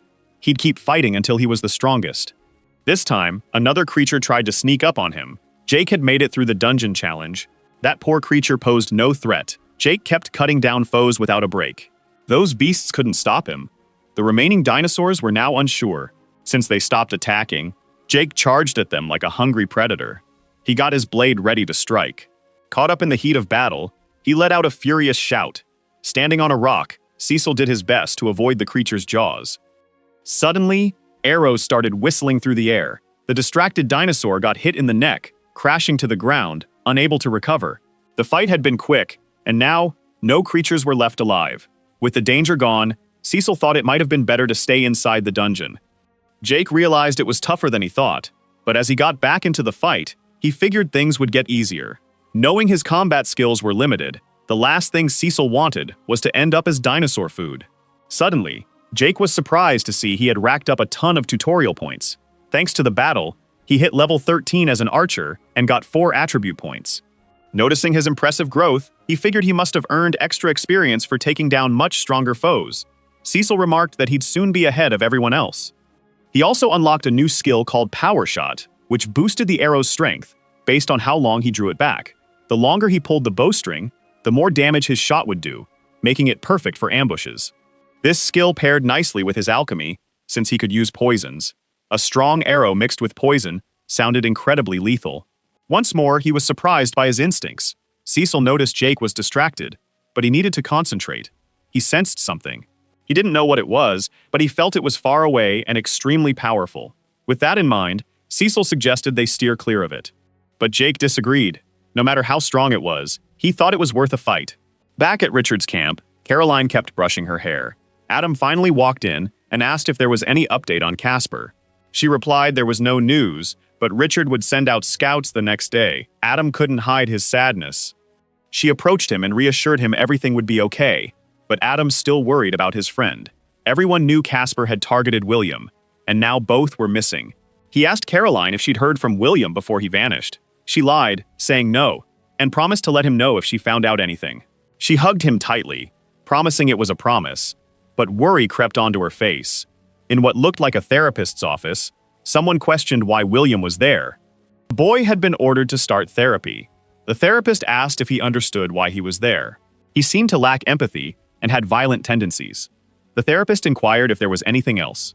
The boy fell into a deep, fearful silence. It had been a year since he had taken his brother's life. A year back, his dad asked if he was ready to meet his new sibling. Distracted by his phone, he just shrugged and said he guessed so. His dad wanted him to show a bit more enthusiasm. It had been a long delivery, and cheering up his mom would be nice. The doctor came over and asked to chat with William's dad for a minute. There had been some issues during the birth. Everyone was okay, but the baby needed to be monitored. William's expression was icy. Just a day old, his little brother was already a handful. He looked at the baby, thinking how weak he seemed. As time went on, the baby grew. His mom asked him to grab the newspaper. So he went outside to get the deliveries. The boy started checking out what had come. One envelope caught his eye. He had gotten a letter from a university he wanted to attend. When he got home, he was so happy to tell his parents he got accepted. But they had no clue what he was so excited about. That's when he revealed which university accepted him. He picked it for its strong academics, not thinking he could actually make it. His parents asked if the tuition was going to be high. The boy had no idea about the exact price. Even though it was amazing news, they couldn't afford that school right now. William tried to stress that it was one of the best in the world. They were really proud of him, but with a younger sibling, they couldn't handle that cost. Hearing this left the boy heartbroken. He went over to the baby's crib. The child seemed to have serious health issues. To him, that tiny being didn't even look like a real person. A baby that couldn't breathe on its own had already become more important than he was. To William, the baby was just a hassle for his parents. He thought it was time for that little hassle to do everyone a favor. He figured it should just vanish, so he switched off the machine helping the baby breathe. Right away, the tiny kid started gasping for air. It struggled to breathe. It didn't take long before it completely passed out. His parents burst into the baby's room, frantic and shocked by what William had done. His mom pushed him aside to reach the child. William thought he had fixed their money issues. His parents were in total chaos. The baby had stopped breathing. William figured it was all pointless. The child was ruining their lives. His dad grabbed him in a rage, not understanding why he did it. Once more, William insisted he did it to help the family. A year later, he found himself in prison. When he introduced himself to a prison staff member, he said his name. He got the meds he needed to keep his sanity. Taking them daily made it hard for him to think clearly. He had lost track of how long he'd been locked up. He didn't even know why he was still there. William couldn't understand why his parents had left him. Bit by bit, his mind started to break down, slipping into a deeper madness. It was in this state that he got a notification about his transmigration. At first, he didn't get what it meant, but now, he found himself in the forest, needing to get back to the camp. Yet he managed to fool everyone. No one suspected his true nature. The only one who questioned him had vanished. William was set on figuring out what that power was. He needed it for himself. First, he had to recover. Even though Casper hadn't meant to kill him, the leftover energy from that sphere almost did the trick. William was really thirsty. If he didn't drink water soon, he felt like he might pass out. Spotting a big lake, he thought today was his lucky day. But he quickly noticed he wasn't alone. He ducked behind a rock to see who was coming. The person who showed up looked familiar. He definitely recognized this person. A little while earlier, Jake was checking out the explosion site and the leftover energy. It looked like a huge bomb had gone off there. It was possible that the one responsible was still around. If he moved fast, he could find them. Cecil wished him luck as he headed back to the necklace. Jake could hunt monsters all he wanted, but the creature wasn't keen on dying on its first day out. Jake agreed, but warned him not to complain later when he got bored. He touched the necklace and stored the creature inside. Finally, Cecil was gone. The creature claimed it could still hear what was going on outside. Grinning, Jake said he already knew that, but he was actually lying. Now he was at the riverbank, scooping up some water to drink. He asked if the little demon could sense anyone while inside the necklace, because someone was hiding behind a rock. But the creature couldn't sense anything. It could only see what was right in front of it. It asked if the person hiding was the one who caused the explosion, but that seemed unlikely. Even if this person was strong, Jake could tell they weren't that powerful. He decided to act like he didn't know anything. He didn't want anyone finding out he had magical items. Calling out to see if someone was around, William figured he had been spotted. The boy showed himself and said it had been a while since he met someone. Jake mentioned he had just come from a cave and was exploring the area. William figured he hadn't been recognized, maybe because Richard had taken all the attention before. They shook hands, and Jake asked if there was a camp nearby. William said there were a few camps, and he could show Jake his if he wanted. Curious about the other camps, Jake asked who the leaders were. William explained that one camp was led by Richard and the other by Hayden, and they were currently at war. Jake felt frustrated to learn they had to fight both monsters and people. William assured him he knew all the safe paths and could lead him to Richard's camp. Jake agreed, thinking it would be good to learn about the other camp members. Finally, they started heading to Richard's camp. William was annoyed because he couldn't remember the boy's name. He had never introduced himself. With his perception, Jake realized William was a level 24 summoned one. Jake felt he couldn't fully trust William, but he was sure he could react if anything went down. Right now, William was talking about Smith, who made weapons. Jake asked if there was someone named Adam at the camp. Without answering, William suddenly got tense, signaling there was danger nearby. Thanks to his sharp skills, Jake sensed there was no real threat around. William said he had a skill that let him see hidden mana and claimed there was a trap ahead. Not knowing William's plan, Jake decided to be careful. Since Jake was an archer, William suggested he sneak ahead to look for anything strange. William would stay back to cover him if anything went wrong. The whole act felt so off that Jake struggled to play along. Still, he went along with it, saying he trusted William. William was now convinced this was the person who ambushed Nicholas. Showing his true colors, he got ready to attack Jake from behind. Thanks to his ability, Jake sensed the daggers coming. He quickly focused on them, raised his bow, and easily deflected all the blades. Only a fool would fall for such a poorly thought-out trap. William claimed this tutorial was full of idiots, and now he was ready to take Jake out. But Jake bolted toward the forest. William couldn't let him get away. That would make his daggers pointless. He kept the pressure on to make sure Jake couldn't escape. After missing a few throws, he realized Jake was really hard to catch, but he couldn't run forever. Out of nowhere, William got hit by a nasty slash to his stomach. He still didn't get what was going on or why Jake had stopped. Jake figured his pursuer thought he needed space to attack, thinking he was just an archer. But William really shouldn't have underestimated him. That was a special dagger he'd picked up in the dungeon. His victim was going to bleed out, but Jake decided he could put an end to the suffering sooner. William fell into despair, realizing he didn't have much time left. Grabbing his staff, he had to use a skill he was saving for Richard. He activated the Shining Steel ability. Jake was caught off guard. A powerful glow started to build up. Exactly a week ago, William had gone to talk to Richard. He was struggling to manage his mana potions and had a tough time hunting, but with the other group of survivors around, maybe there was no way out of this. The boy wanted to grab some potions from Richard's stash, but Richard was firm. If the boy needed them, he should ask someone else. Brushing him off, Richard said he had other things to handle right then. William acted like he was upset about the rejection, but really, it was all a show. Later that day, while hunting, he felt more and more resentment toward Richard. He should just steal all the potions from the camp. He couldn't wait to finally be rid of all these people. All he needed was a little more firepower and the right chance. After taking down the creature, he got something from the system. That ability gave off a strong glow and dealt damage based on how much mana he had used. William was pumped about his new destructive power. He decided to use it against Jake. A small metal sphere popped up as a result. Jake felt an urgent need to get out of there. It didn't take long for the sphere to blow up. It released a bright flash of light, making him shield his eyes. He tried to back away while his sight was messed up. The explosion was intense, scattering metal shards everywhere. Some of those shards hit the boy. The force was strong enough to send him flying. Even though his injuries looked minor, he had no clue what kind of attack had hit him. He barely reacted in time, even with his powers. Now wasn't the time to dwell on that. The boy was still a threat. Taking his chance, William ran as fast as he could. Jake knew he couldn't let him get away after what just happened. But his body was hurt, which could slow him down. His necklace started glowing brightly. Cecil asked if his friend was okay, and Jake said he managed to block the attack as best as he could in key spots. It was better to let the boy go. He couldn't fight like this. Jake felt stupid for getting caught off guard. He knew better than to underestimate anyone, yet he was still surprised. Tessel wondered if William caused the crater, but Jake wasn't sure. After spending so much time in the cave, he had no idea how strong the other survivors had gotten. If this was the power of an average person here, he was in for a rough time. Cecil suggested finding another dungeon to hide in, but Jake said no. It was time for him to level up. Meanwhile, in the camp, the women were chatting.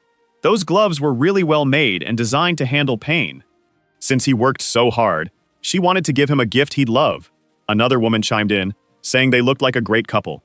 Seeing them reminded her of when she first met her husband. It comforted her a bit, since no one knew how things were going back on Earth. Maybe her husband was in a different tutorial, making progress too. It's even possible that his tutorial was easier, and he wasn't facing the same dangers. She was grateful to Caroline, but all she really wanted was to see her husband again. There were still 30 days left, and the number of survivors had dropped a lot. Caroline thought that once all this was over, they'd go back to their normal lives. Suddenly, a man walked in, asking if Caroline was around. Knowing he was called for, the messenger said it was urgent. Richard needed her help right away. She followed him, curious if it was really that urgent and if all this fuss was needed. William was lying on a bed. He was badly hurt, and no one knew what had happened to him. He had been found like this, wandering in the forest. The boy was barely hanging on. They speculated that one of Hayden's men might have done this to him. After thanking the messenger, she asked him to grab a bucket of water. He left the room, leaving the others with the injured boy. Richard wanted to know how serious things were. Caroline couldn't believe the boy was still alive. He asked if she could save him since she was the best healer in the tutorial.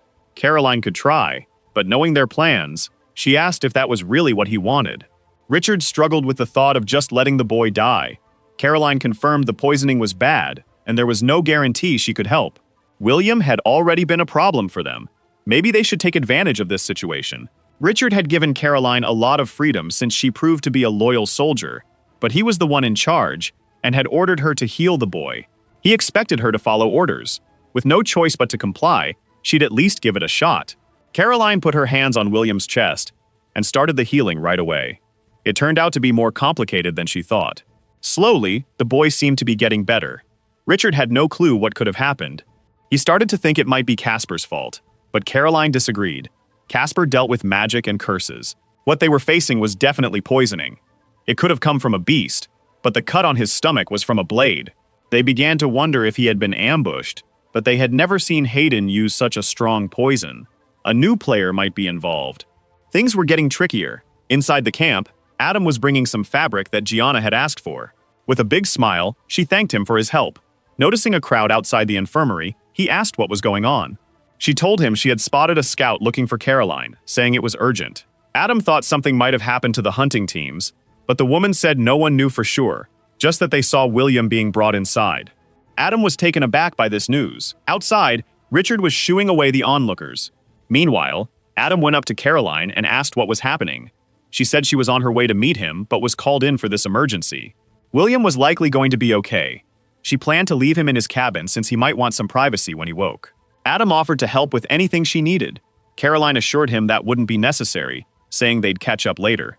Adam nodded without saying more, but he thought if William was in trouble, they should at least find out where Casper was.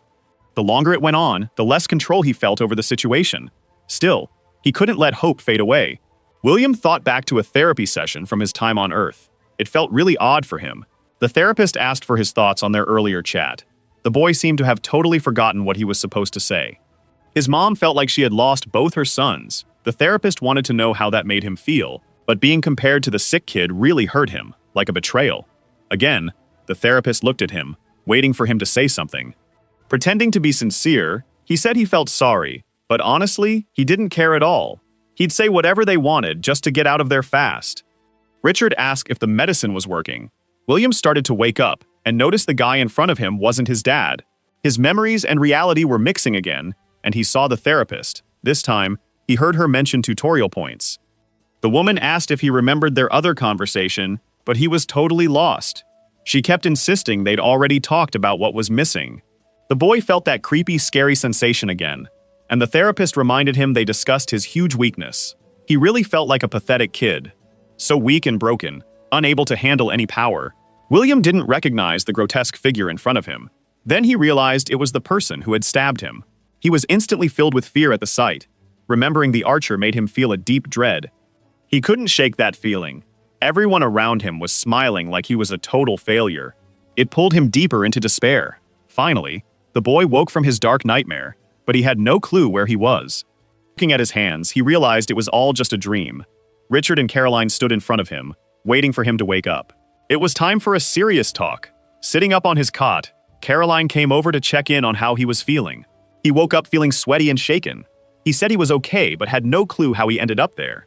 They told him a scout found him passed out in the woods. Without that, he probably wouldn't have made it.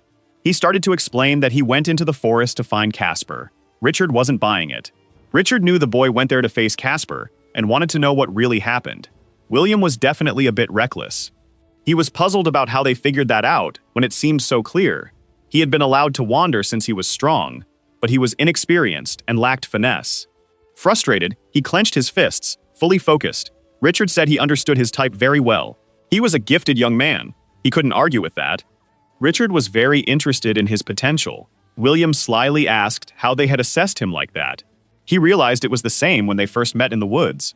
To Richard, those were the eyes of a living weapon. Thinking Richard wanted him as a soldier, William gestured that he was looking for more than that. But Richard didn't see him as just a regular soldier. He wanted him in his elite team. He said he and Caroline would back him up in the forest. What they were suggesting was a partnership. Not fully convinced, William asked what was stopping him from just taking them out right then. Sure, if he beat Richard, he'd earn tutorial points and level up. But in a partnership, he'd be way more valuable. Right away, William started to smile subtly. He had finally found someone who saw his true potential. They shook hands, kicking off a pretty shady partnership. As they left, Richard asked Caroline to join him, giving William a chance to fully recover. But William wasn't thrilled about being left alone without anyone watching him. He reminded them that they were now partners. He could do whatever he wanted, and once he was back on his feet, they could chat about who attacked him in the woods. Even though this partnership could be good for him, he still found it hard to believe what just happened. Outside, they remarked that everything went as planned. Richard bragged about how well he understood young people who think they're complicated. As long as you use the right words, you can easily manipulate them. Just an hour ago, they were figuring out how to approach William. He got Caroline's point about wanting to get rid of him, but there were other ways to use him too. At first, she was pretty intrigued. But this kid was really full of himself.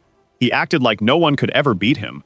And after taking a beating like that, his confidence had to be shaken. She thought he might have grown up a bit, but Richard was sure his confidence would bounce back. He would wake up feeling vulnerable and open to manipulation. That was when they needed to make their move. They would boost his ego just enough until he let his guard down. With some light compliments, they could turn him into a loyal friend. Caroline worried that this kid might betray them one day. Luckily, Richard had the tools to handle that, a special ability. Caroline wanted to know what that ability was. Richard explained he had picked it up a few weeks back. It was a reward for finishing a mission.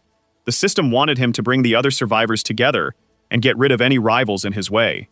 Because of that, he got a really handy ability that let him sense if any of his allies were being disloyal. Caroline immediately got worried and asked what the system said about her. Richard reassured her that she had been loyal since day one, and he never doubted her for a second. While it seemed like he was just talking, Richard had actually been manipulating William for a while. He was using him to get rid of the disloyal members. It was his job to keep things moving. This is what real leaders do. Meanwhile, Caroline was still curious. She wanted to find out what Richard's ability said about William. For now, the kid was still loyal. He wasn't a worry right now.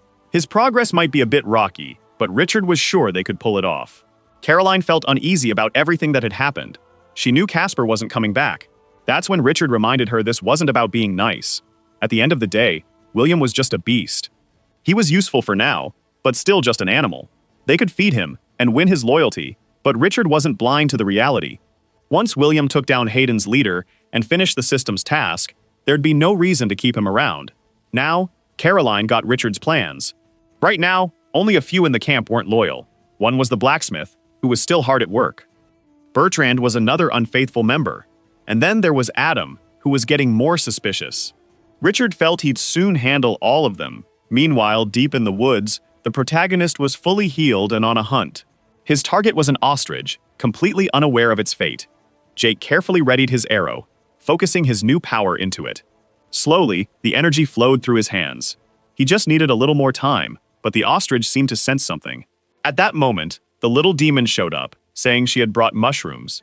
This made the bird realize someone wanted to eat it.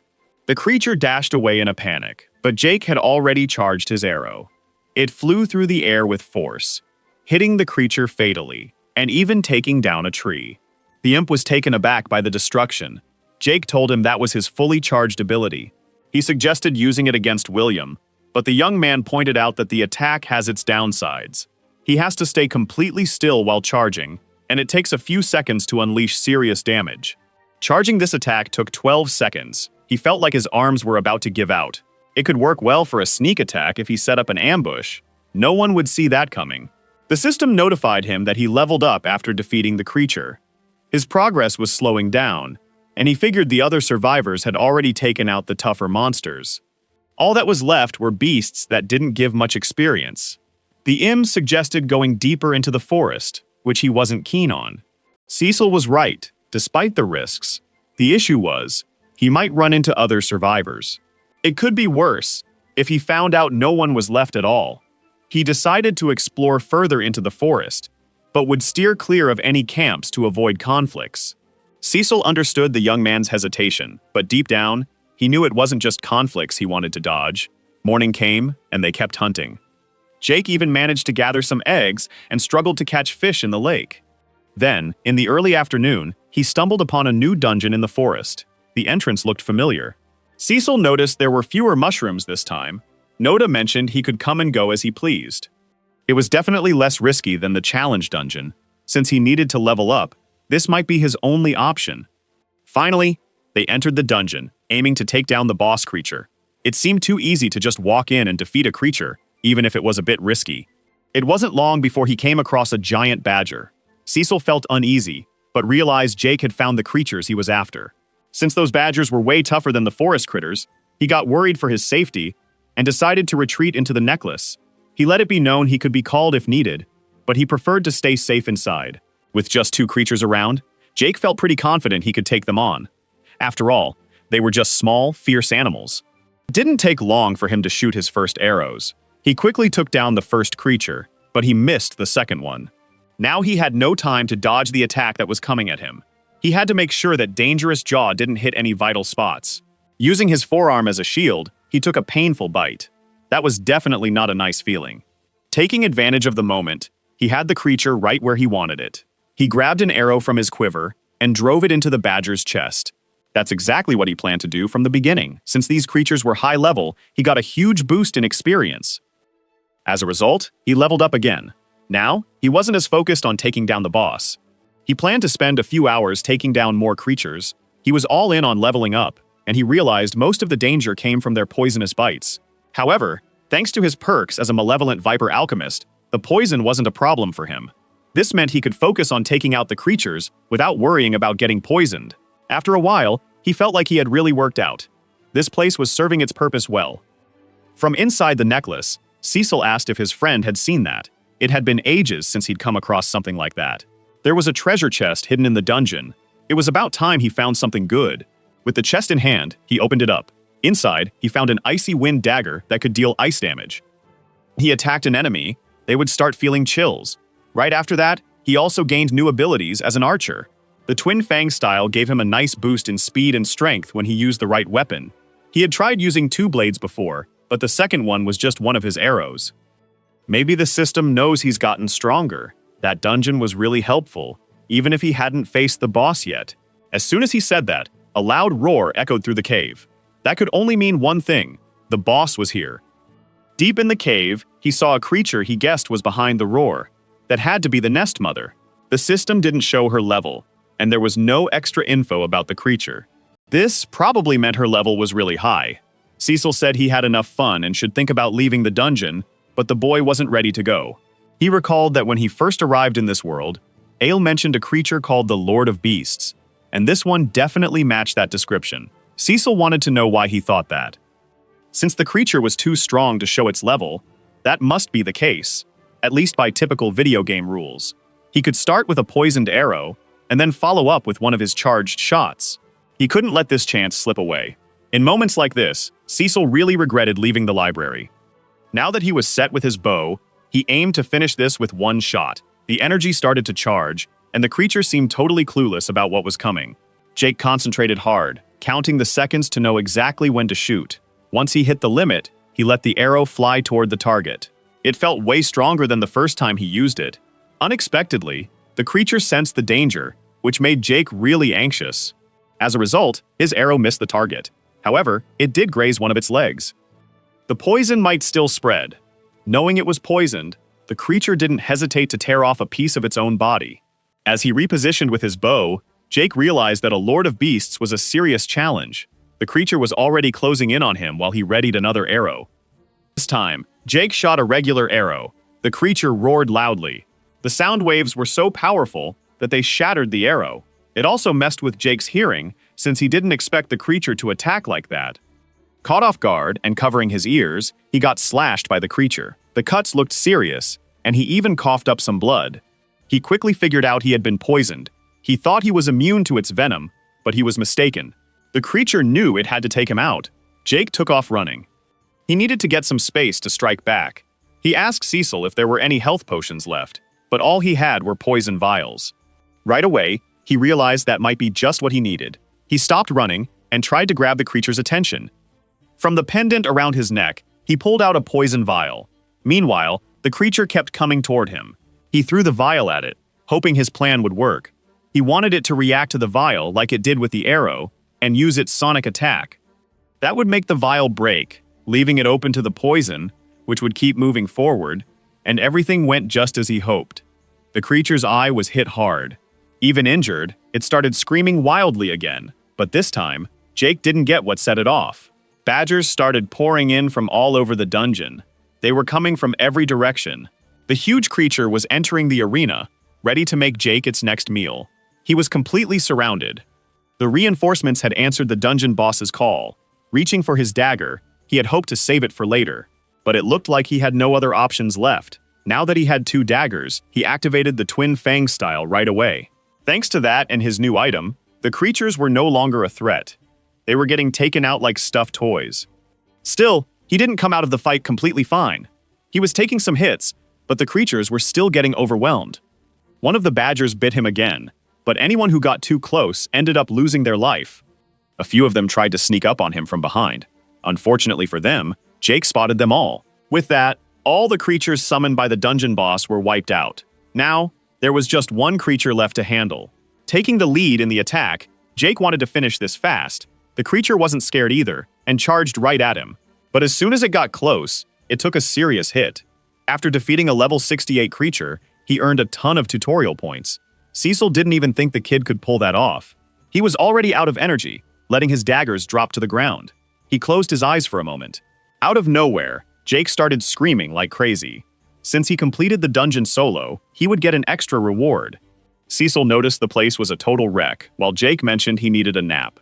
Soon after, he realized he had leveled up as an archer too. By taking down the dungeon boss, he jumped 6 levels at once. Stretching out, he decided it was time to leave before more creatures showed up. Before he could even move, the system hit him with another notification.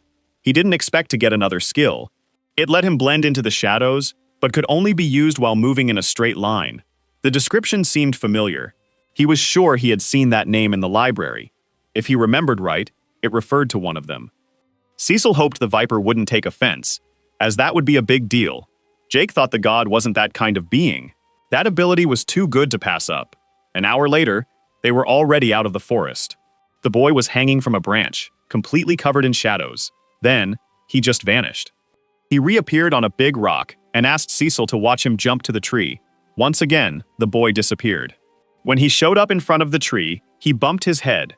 Frustrated by the interruption, he said he really liked what he'd seen so far. Jake held his head, feeling a lot of pain. Cecil walked over and said it was nice to know there was something the boy wasn't great at. He figured that in a few days, Jake would get the hang of it since the idea was pretty simple. It was like speeding up a motorcycle. There was a bit of a push involved, but he'd soon get used to it. Cecil thought it seemed more like teleportation. It was tough to explain, but he basically became a shadow too. A shadow that jumped straight from one spot to another.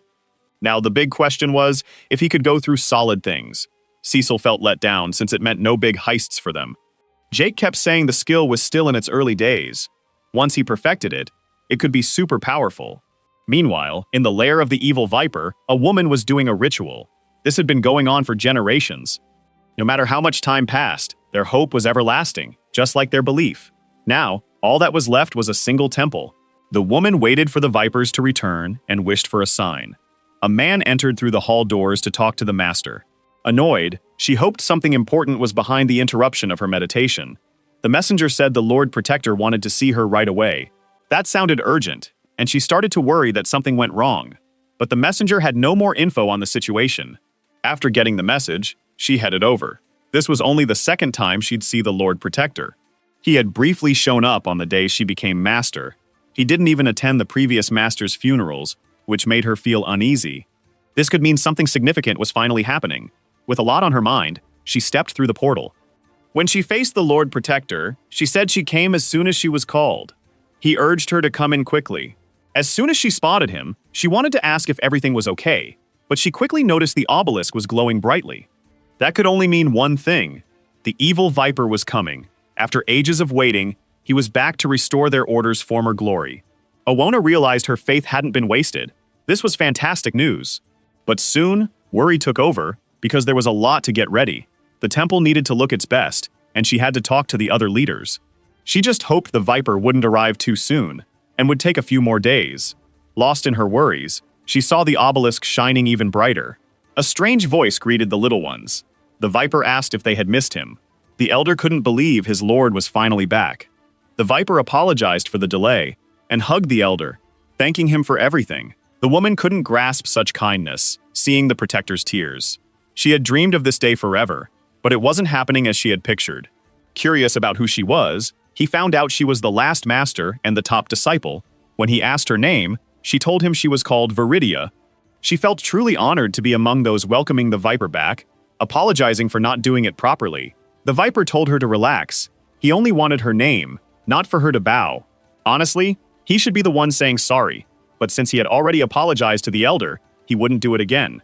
That wasn't really his style. He calmly said everything was okay and mentioned it was already impressive the order was still around. The woman felt awkward getting her head patted by the deity. The elder asked who brought the Viper back. He was hesitant about the answer, saying he was just curious. The Viper felt uneasy with all the caution and formality and suggested they grab a drink. The master said she'd set that up right away, and the Viper appreciated her eagerness. He told the elder that his return had to do with the universe. He asked if the elder remembered the dungeon he made back in the Second Era. It seems someone finally cleared it out. That was really impressive. The elder wondered if the Viper had picked up a new follower, but that wasn't the case. As unlikely as it was, he had made a friend. Sitting by a campfire in the forest, Jake was thinking about what was worse. Was it the fact that he had been eating mushrooms for weeks, or that he was actually starting to enjoy it? Cecil said it was way better than moss and dust. Jake remembered Earth had so many kinds of steaks, and he missed them a lot. He asked if his friend missed anything from home, but nothing specific came to mind. The young man noticed that Cecil was always careful about that topic, and never explained how he ended up in the pendant. He preferred to share that story when he was drunk. Jake figured at least Cecil knew about alcohol. In the middle of their chat, he sensed something. He told his friend to get back to the pendant right away. When he saw Cecil didn't get it, he had to be more forceful. Cecil was still confused. Stepping out into the clearing, Jake warned the intruders that he could sense them. They revealed themselves, asking who he was and what he was doing there. Jake replied he was just an archer, not a threat, and that he had just finished hunting. The woman with the scepter asked if his name was Jake. He confirmed it and asked how she knew. A big chunk of ice appeared there. She said it was in honor of Mickey. He dodged the attack, clueless about who that person was. He mentioned there must be some mix-up. He had no clue who they were, and there was no reason to fight. The guy with the sword told them to ignore him, saying Richard warned them the archer was a threat and almost took down the metal mage. They were definitely talking about William, and Richard must have put a bounty on him. There was no way to reason with these folks. Honestly, he'd rather settle things peacefully.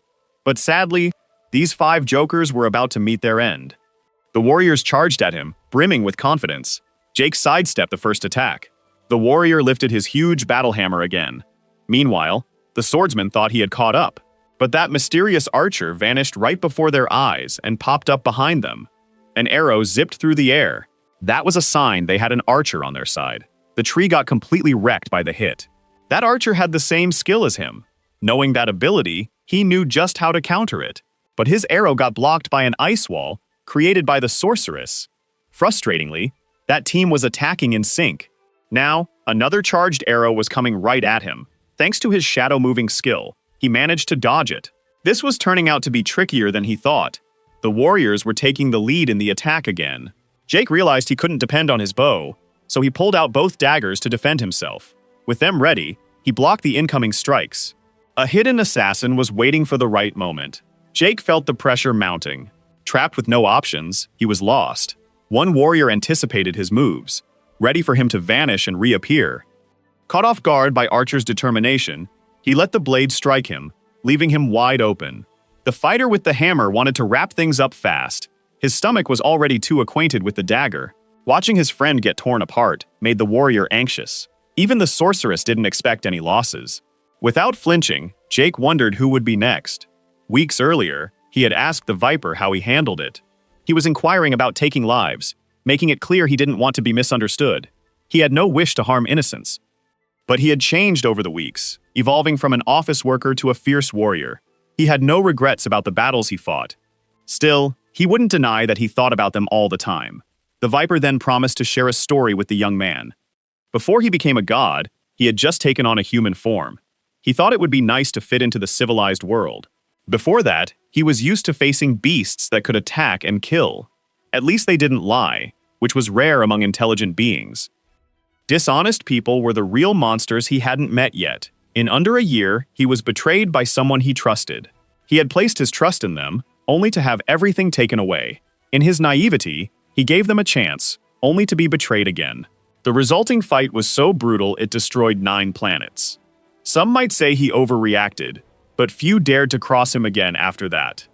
Jake was eager to hear how he destroyed 9 planets, but the Viper said he'd share that story later. For now, he wanted to teach him to act decisively and show no mercy, because those who meant to harm him wouldn't think twice. The sorceress was horrified to see one of her allies brutally taken down. Jake announced he was now Morpheus and would put everyone else to sleep too, but the warrior, who had been acting tough, was now way more cautious with his sword. Gathering her courage, the sorceress urged her friends not to be scared. Focusing her energy, she told them to keep him busy while she finished things up. Realizing this was her strongest spell, the knight knew he had to stall for time. He charged in for an aggressive strike, but Jake's daggers blocked him perfectly. He had to adjust his sword to keep attacking, but the archer wasn't falling behind. They both started trading a flurry of blows. Still, the warrior sensed his opponent was getting sharper. Meanwhile, Jake was having a tough time finding an opening. Out of the corner of his eye, he saw something coming. Another charged arrow was on its way. The hit was incredibly destructive. They realized he had disappeared into the shadows. He needed to be found right away. Even with the assassin's keen senses, it felt like his target had gone completely invisible. But his worries soon faded, because worrying was for the living. Jake had already taken out another enemy. The sorceress warned that her spell was nearly ready. The enemy archer started hearing some very suspicious noises. He told the warrior to stay aware of his surroundings. The poor guy had already become campfire material. Unfortunately, he hadn't been able to warn his friend in time. Now, he was really furious about how the battle was going. Loading another arrow filled with rage, he began to taunt his target. But he was caught off guard by an attack. His head ended up separating from his body because they didn't have a good relationship after trying to attack the main character. Covered in blood, the sorceress realized she was in deep trouble. The human bowling ball hit the ground, bouncing lightly. The final blow was delivered. The sorceress charged up her power, but got nothing in return. Jake warned her that her next life was just around the corner. She could spill some secrets and be spared, or she could find out if there was an afterlife. He wanted to know why Richard and William sent that team to get him. It was all about revenge. Jake just didn't get it. Everything he did was to protect himself. The woman thought he was the one who took all those lives, blaming him for starting this war. He remembered William mentioning a conflict going on. The sorceress was running out of time before she had to board the train. But being true to his word, he gave her a health potion. The sorceress tossed the vial into the air. She chose death over living under his mercy, yet she still answered all his questions. Jake was stunned by her reckless choice. Life was fading from her. Her body dropped to the ground, lifeless, leaving Jake confused as he showed the pendant from his necklace. Cecil wanted to figure out what was going on, but Jake was just as clueless. He hadn't started this war.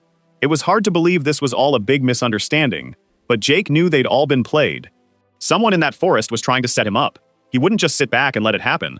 With the fight done, they made a big bonfire. It was all to burn what was left of their enemies.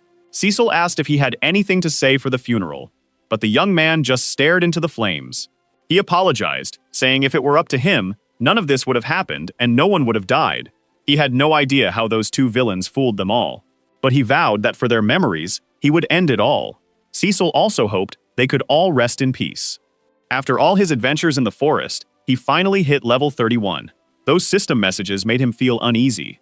It felt like he was taking away everything those people had fought for. Cecil tried to reassure him that he deserved those rewards. But to Jake, achievements were only what he got from beating monsters. That dungeon boss had really pushed him to his limits. He had given it everything he had. But what just happened? It felt completely pointless. Cecil told him he had already earned the points, and there was no going back. Now, he had to figure out what to do with them. Looking at his blood-stained hands, he became lost in thought. He couldn't just walk into Richard's camp and demand justice. Even if he was strong, taking on an entire army was too much. His friend reminded him that there might not be many people left. But in the worst-case scenario, there could still be hundreds of them. Right then, Jake had to force himself to think clearly. He wondered what Adam would do if he were in his shoes. Richard and the others were gathered deep in the forest. Adam was shocked by what they were saying about his friend Jake. He couldn't believe a single archer was taking out whole squads. Richard warned that Jake was no ordinary archer. He thought Jake was trying to finish the tutorial. The system pushed them to chase after the biggest rewards, and that might be exactly what he was doing. Hayden wanted to know if Richard thought this archer was responsible for his son's death. The man said it wasn't his men who attacked Hayden's squad. They had seen the bodies. None of his soldiers could have caused that kind of damage. Still, Hayden pressed for how they knew about this mysterious person. Adam explained that Jake used to be his partner, but he wasn't sure Jake was behind this. His friend was a lone wolf. He wasn't the type to do something like that. When they started the tutorial, Jake had shown he was a skilled fighter, but they had already noticed that many of them were really skilled. Do you think there's a hidden force at work in that forest? Richard wasn't happy with where the chat was heading. Adam kept defending his buddy, insisting there was no reason to think it happened like that. Richard urged him not to buy into that, saying Adam was still too hung up on his friend. The signs pointed to Jake being the main suspect. Trying to sway the old man, Richard said they needed to face reality and take action. If he believed Richard, Adam wanted to know what their plan was. Richard suggested they team up, form a squad to search the forest, find Jake, and deal with him. Hayden was still a bit unsure about the whole thing. Still, he agreed to a temporary truce until things were sorted out. Adam was fuming since no one was listening to him. He had come looking for a different solution, but all he saw was the two guys picking a new target for their issues. Meanwhile, the real bad guy was living it up. After taking down a few monsters, he figured the meeting must be over by now. He was sure his enemy would soon be completely wiped out. Thanks to what he had done, he earned some tutorial points. With that, he gained a new unique ability. Now, he could summon an iron spear, which really got him pumped. A creature popped out from the bushes, a perfect chance to try out his new skill. The poor dinosaur charged ahead, clueless that it was running to its end. The sneaky liar got ready to throw his spear, winding it up with all his might and hitting the creature right in the neck. That new ability turned out to be pretty cool. He remembered getting totally beaten by Jake last time, but now he felt way stronger. He started dealing with what was left of the creature. Holding its head, he thought he might actually win the tutorial. The temple master was shocked to learn that the viper had made a friend. It was crazy for a primordial being to befriend a mere mortal, especially one who hadn't even finished the tutorial. She held the top position in the order, and this guy could be a real threat. One of the priests showed up since she had called for him. After such a busy afternoon, she needed him to dig up some info for her. She was looking for records. All the records she could find. The guy asked if she was after something specific. Her goal was clear. She wanted to learn more about Jake Thane. It was crucial to gather everything there was on him, since she'd be meeting him soon. Deep in the woods, the protagonist searched for Caroline and Adam, unsure if anyone was still around. Then he noticed some movement in the bushes. Not knowing who it was, he told them to come out slowly. Was it Casper, badly hurt, looking for his friend? Collapsing to the ground, he said he couldn't walk anymore. Jake immediately asked who had hurt him, and found out that William and Richard had attacked the whole camp. No one was spared. Everyone had perished. Jake started to picture a scene where all his friends were gone. Desperate, Casper wanted to know why Jake had left them. His abandonment had played a part in their downfall. Jake jolted awake in fear.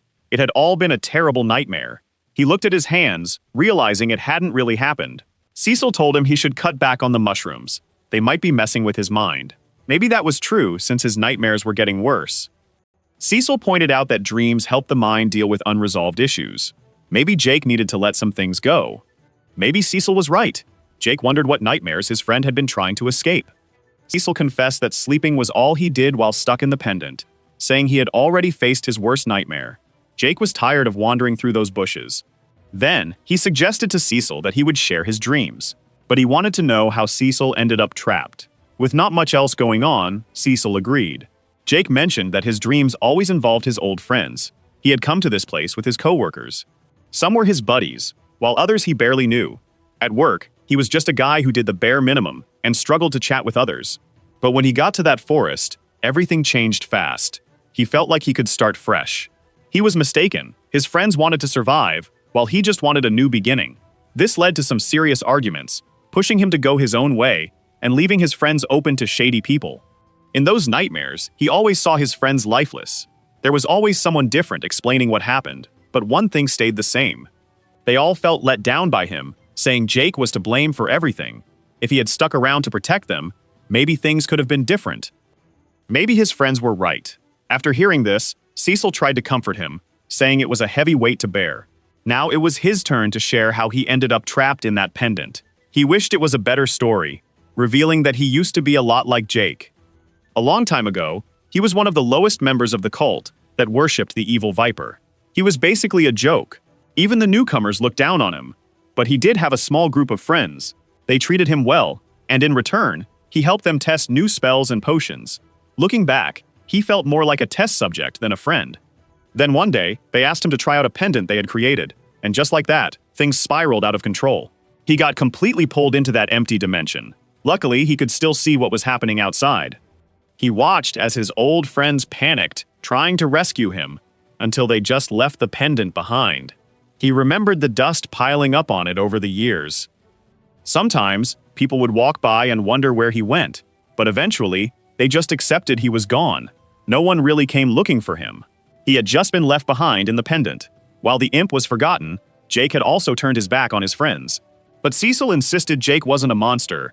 Life doesn't always go as planned, and it wasn't the abandonment that made him bitter. What really bothered him was how his so-called friends just accepted the worst and moved on. That hit him the hardest. Eventually, he faded into just an old memory. That's where Jake could change things. The thing was, Jake didn't want to face the possibility that his friends might be gone. Cecil told him he could handle that later, but there was still hope.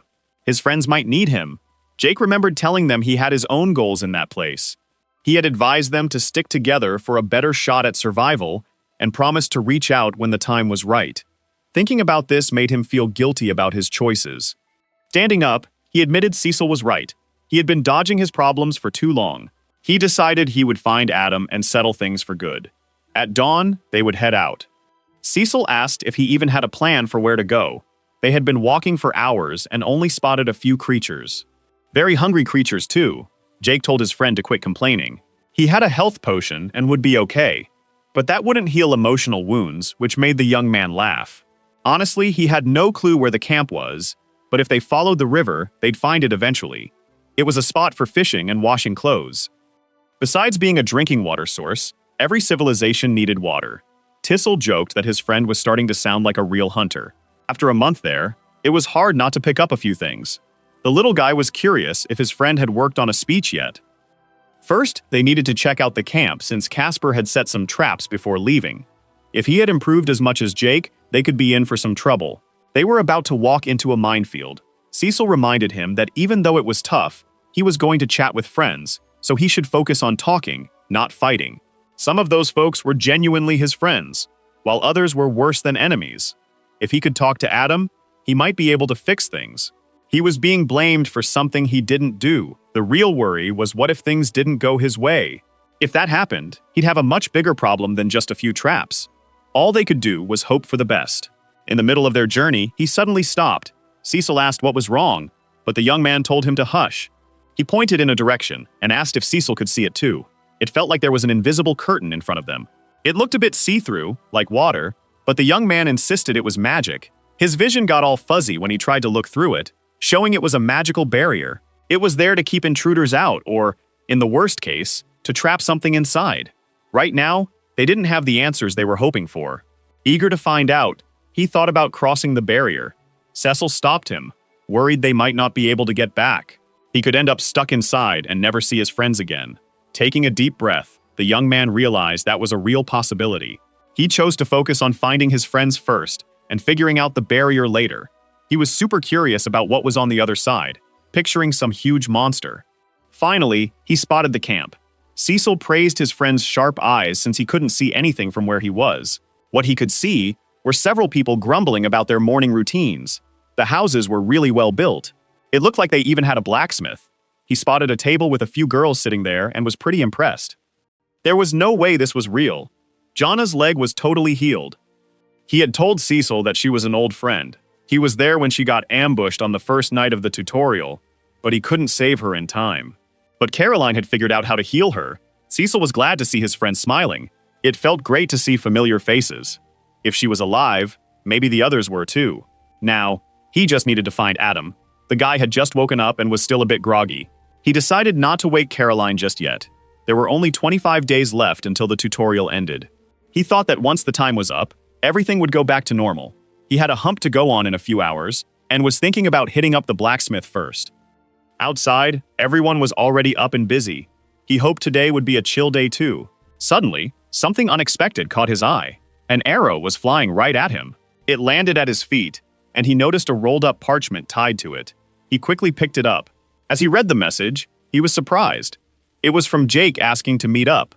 He got a system notification, saying he had taken down a giant bat. Now a bunch of those creatures were after him. He managed to take out a few more and stayed in the fight.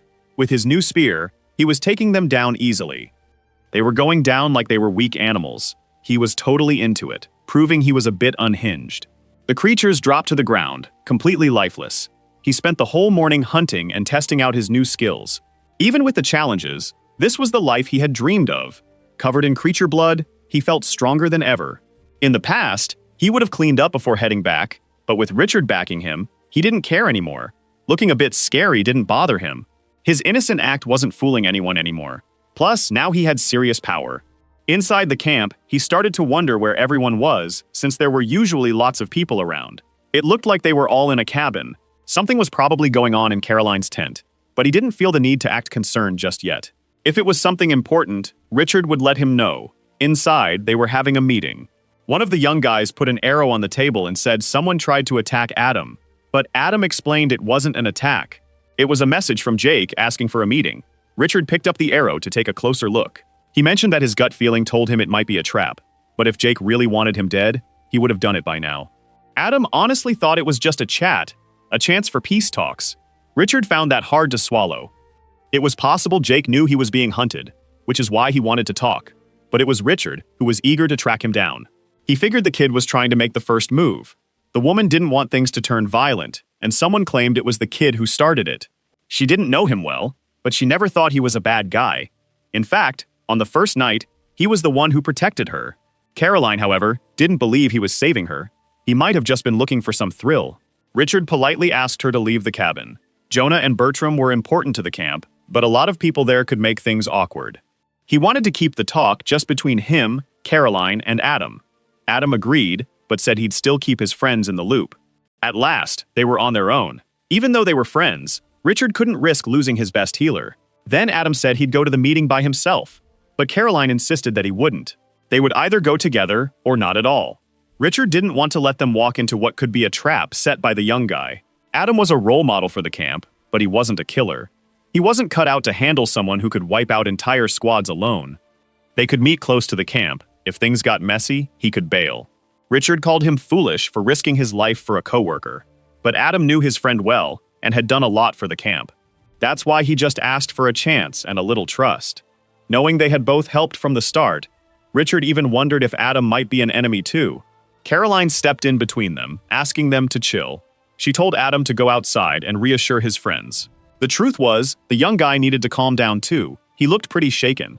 Agreeing with her, he chose to leave the cabin. His friends were eager to know how the talk had gone. He said it had gone horribly, but he was still going to meet Jake. Bertrand was worried because he thought going into the woods alone was too dangerous. But he had known his friend for years, and something about this felt off. They had seen what Jake could do since the first night, and he had already taken out dozens of Richard's men. But if Adam really trusted him, then they should believe what he said about Jake. Caroline stepped outside and said they could meet Jake the next day. She somehow got Richard on board. Adam had no clue how she pulled that off. Being the top healer in the camp gave her some perks. It was either they went, or she would bail. Adam was really impressed with her negotiation skills. Even though she had issues with Jake, she didn't see him as a bad guy. If this mattered to him, it mattered to her too. Adam felt really thankful and happy now. While hugging him, she promised to stick by him till the end. Richard was green with envy since he secretly dreamed about the blonde every day. But which blonde was the question? The next day was shaping up to be great. On the path, there was a big rock. Just past it, a small stream and a chopped tree stump. Jake thought he found the right spot. Cecil was curious why his friends picked this place.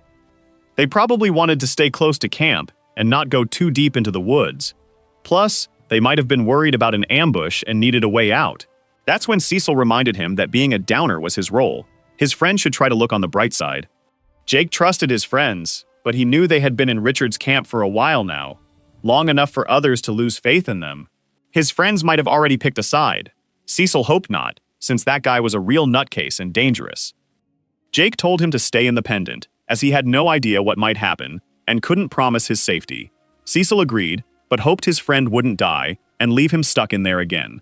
Jake held his friend's hand and promised to do his best. Finally, Cecil went back into the pendant. As they made their way through the forest, someone asked Adam what the plan was. First, he warned the young guy not to grab the hilt of his sword. They weren't there to fight. He said sorry, mentioning they were just a bit on edge. Adam said he'd take charge of the chat and keep things friendly. No one should pull weapons or cast spells. This was just a talk between co-workers. Jake was already at the right spot. It was time to kick off the conversation. They walked up to the young man who looked pretty mysterious. Jake pulled down his hood and greeted them with a big smile. Adam apologized for being late, noticing how much his friend had changed. Jake mentioned he had been working out in the meantime. Even though he was stronger now, he felt his friend was still the same nervous guy. As they got closer, they started chatting casually, but there was still a lot of tension in the air. Jake also wanted to check on their friends. Adam said everything was fine at the camp. Meanwhile, Caroline noticed everyone was acting a bit weird. Since she was called there, she wanted to know what was up. Jake explained that people in the forest were accusing him of stuff he didn't do. Caroline interrupted, asking how many people he had sent to the other world. Adam didn't like that, but she pushed Jake to answer. The truth was, there had been a lot, but not enough to spark a war. Bertrand felt uneasy and wanted the archer to be truthful. Jake then stated that everything he did was in self-defense. From what they could see, he didn't match William's description at all. They expected him to be sneaky and aggressive. Slowly, they were realizing that William was a huge liar. Jake wanted to know what that fool had said about him. They knew both of them had come back. Jake said that idiot had tried to grab him when he was about to meet them. He told Adam not to trust him. The guy was totally out of his mind. Adam was already suspicious, thinking William had killed Casper. Hearing this, Jake was really shaken up. That's what they thought. They were shocked Jake hadn't known about it yet. Every night, he checked to see how many survivors were left, hoping his friends were okay. He felt a huge relief when he spotted Jonah still alive at the camp. He figured if she made it, maybe the others did too. With tears in his eyes, he didn't expect to find out Casper was gone. Even though he was feeling a lot, he insisted he was still all right. Caroline regretted coming along. She thought this was a terrible choice. Adam wanted to know what was up. She said he should have stayed at the camp, but now it was too late. Jake felt like someone else was with them. They could hear rustling from the bushes. He reached for his quiver to grab an arrow. With his bow ready, he warned there was no use hiding. He already knew they were there. Adam tried to stop his friend, but Richard had already shown himself, saying the young man was really sharp. With his sword on his shoulder, he said he was glad to see him. Furious at the sight of him, Jake asked if his friend had set him up, but Adam said no. Richard backed up the young man's words. He had no clue about it. He couldn't rely on Adam for this, since it would mess up all his plans. Adam quickly realized his friend was actually a traitor. She tried to say sorry, but he was completely furious about being tricked. If he had paid attention to the rumors, he would have doubted Jake too. Everyone was calling him a monster. He heard all the gossip about him, but he still chose to trust his friend. Meanwhile, this average woman decided to trust someone else. Richard told Jake to come with him to sort this mess out. If he hadn't done anything wrong, they could move on. He could even forget that Jake killed his archer when they first crossed paths. With his instincts on high alert, Jake could feel the bad vibes from this guy. He was sure he was lying. He told him to get his men to leave. Only then could they talk. Adam didn't realize there were others around. Hayden showed up with his crew, complimenting the hunter's skills. They had been working together on this scheme. The whole meeting was a setup, and Adam felt totally played. They were trapped from all sides. Jake was furious for letting himself get cornered like this. Richard said he'd only ask one more time. He wanted to know if the archer would give up. Jake was clueless about what to do. There was no way out. Hayden had run out of patience and decided to cast a spell. A huge fireball shot straight at the archer. A massive blast followed, but he managed to dodge it.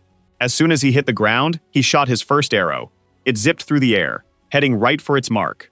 But the mage conjured a shield. Richard told the warriors to hold back. Meanwhile, the elder told the mages to surround their target. They placed their hands on the ground and started preparing a big spell. Jake felt the ground beneath him cracking. This was definitely a bad situation. Hayden insisted that Jake wouldn't get away this time, and launched another attack. A huge blast went off, but Jake had disappeared like he'd teleported. Adam reappeared on the shattered tree stump and begged Richard to stop, but the stubborn guy thought this was the only way. He tried to reason with the woman he no longer trusted, hoping she'd intervene. At this pace, they were going to hurt their own teammate. Caroline said there was nothing she could do at this point. The archers were already getting ready to shoot more arrows, and the mages showed no signs of stopping. They aimed to wear Jake out. They needed to use everything they had to take him down. Richard urged his men to do the same. Inside the pendant, Cecil was really worried. His friend needed to get out of there fast. There wasn't much he could do. There were too many attacks to dodge, and one of the mages was blocking his shadow movement. The noose was tightening, and he couldn't teleport. That's when he realized one of his feet was already caught. Things were getting worse by the second. Richard ordered the archers to shoot. Arrows flew through the air. Jake couldn't dodge them all. One hit him, another went straight through his leg. The young man was now injured and completely stuck. He yelled angrily, demanding to be set free. Richard got ready to finally end his life.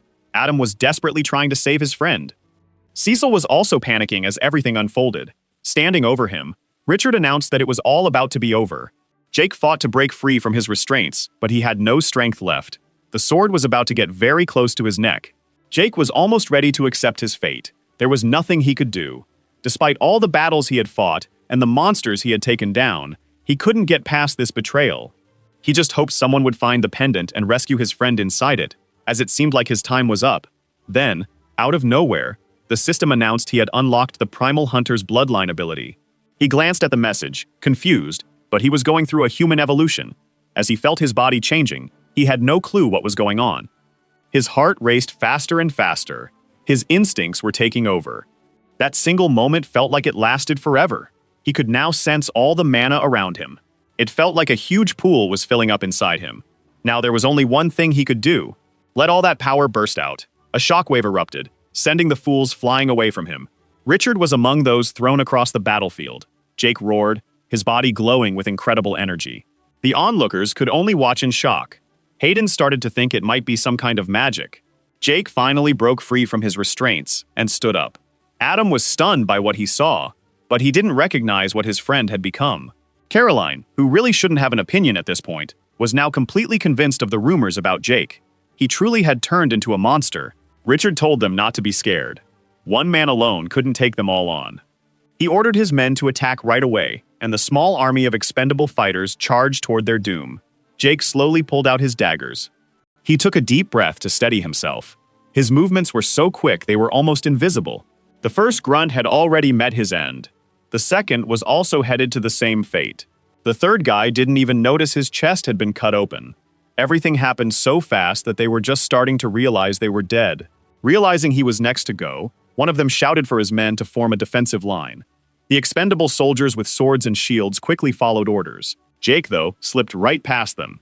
He had poison vials with him and dropped one on each of the extras. The poison hit them hard. They started feeling its effects while the Primal Hunter struck a heroic pose. The poison was really strong. The men were melting like plastic soldiers in the sun. Adam felt a wave of fear at the gruesome sight. None of the men could stop him. They were dying for nothing. Hayden, clueless but brave, thought Hugh could stop him. He wanted to save that spell for a real emergency. Growing wings like those of a sick pigeon, he realized he was out of options. Charging in, he declared he wouldn't let Jake escape.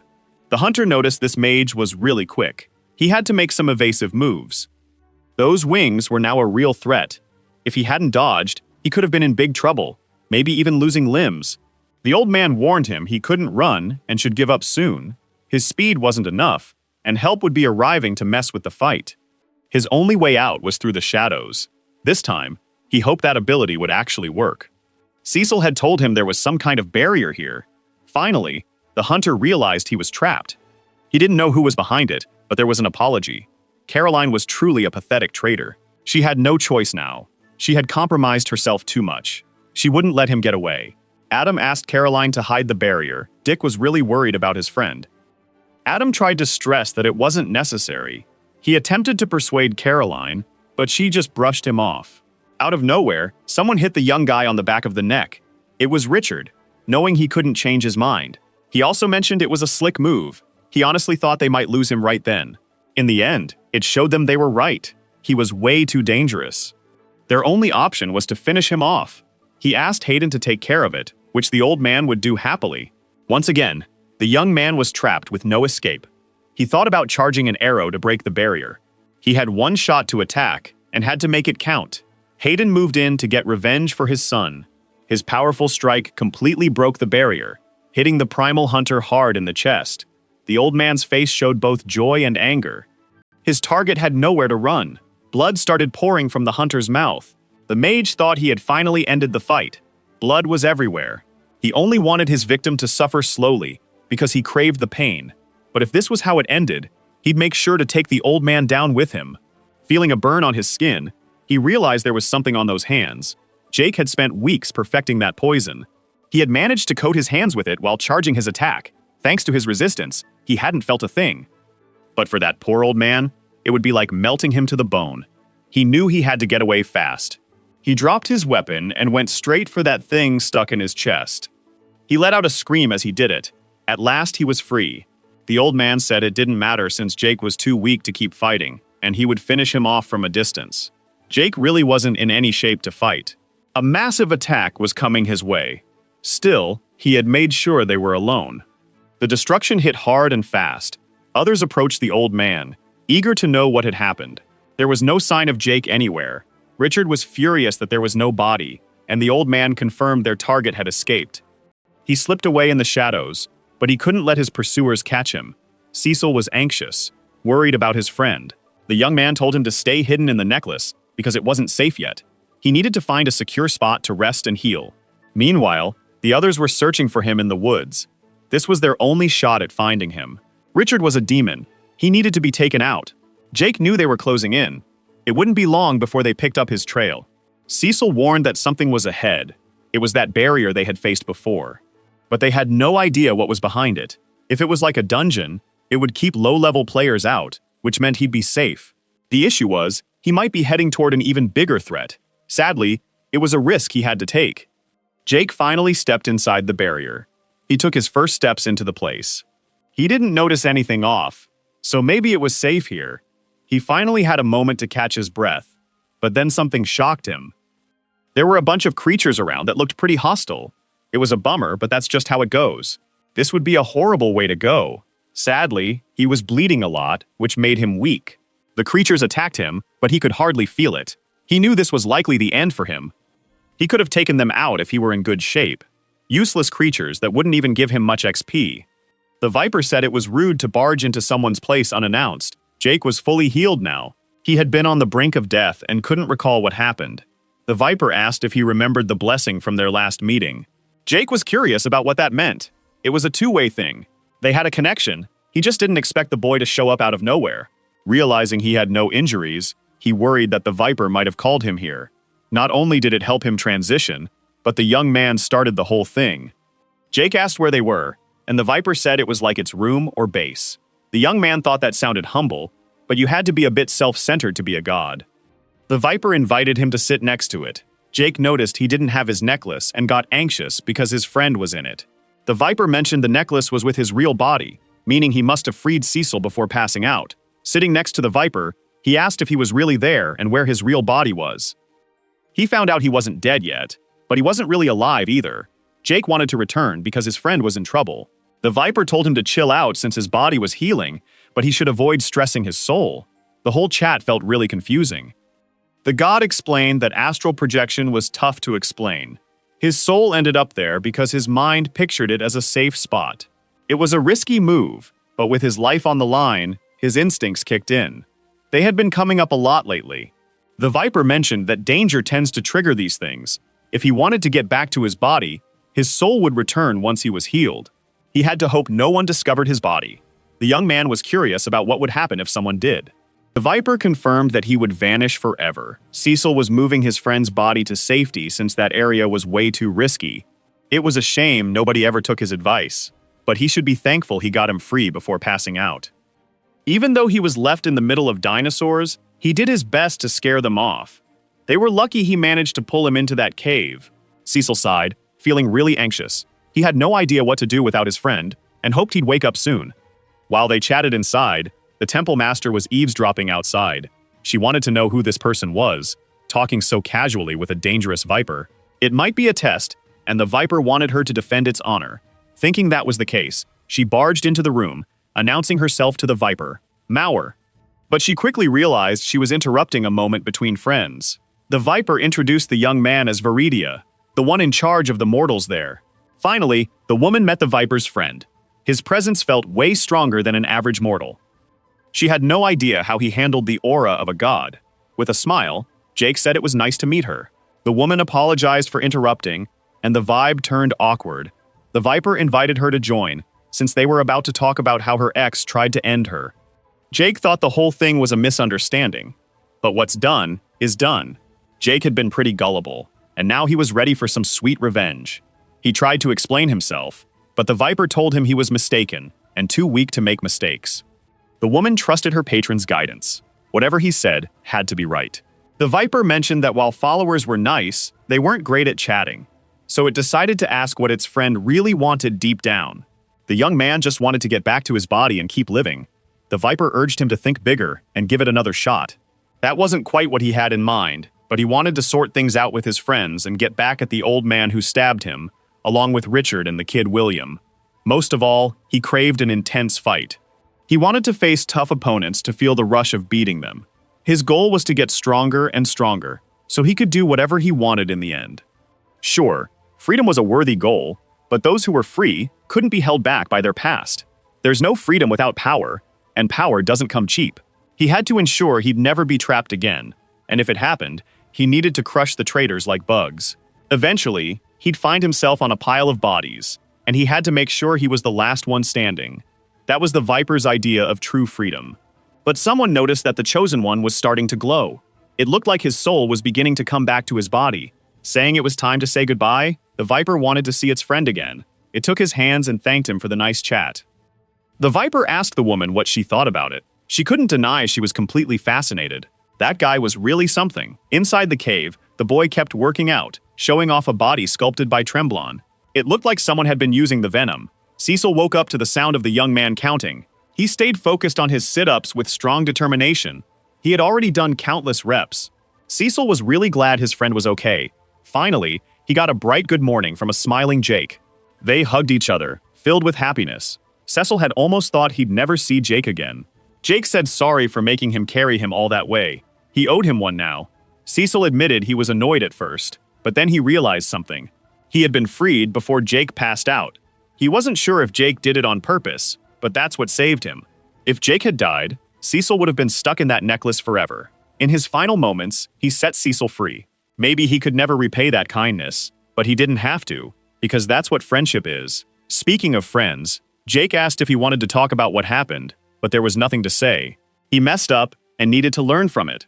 Cecil apologized, since he was the one who pushed him to do it. But the mistake wasn't meeting them, the mistake was being weak.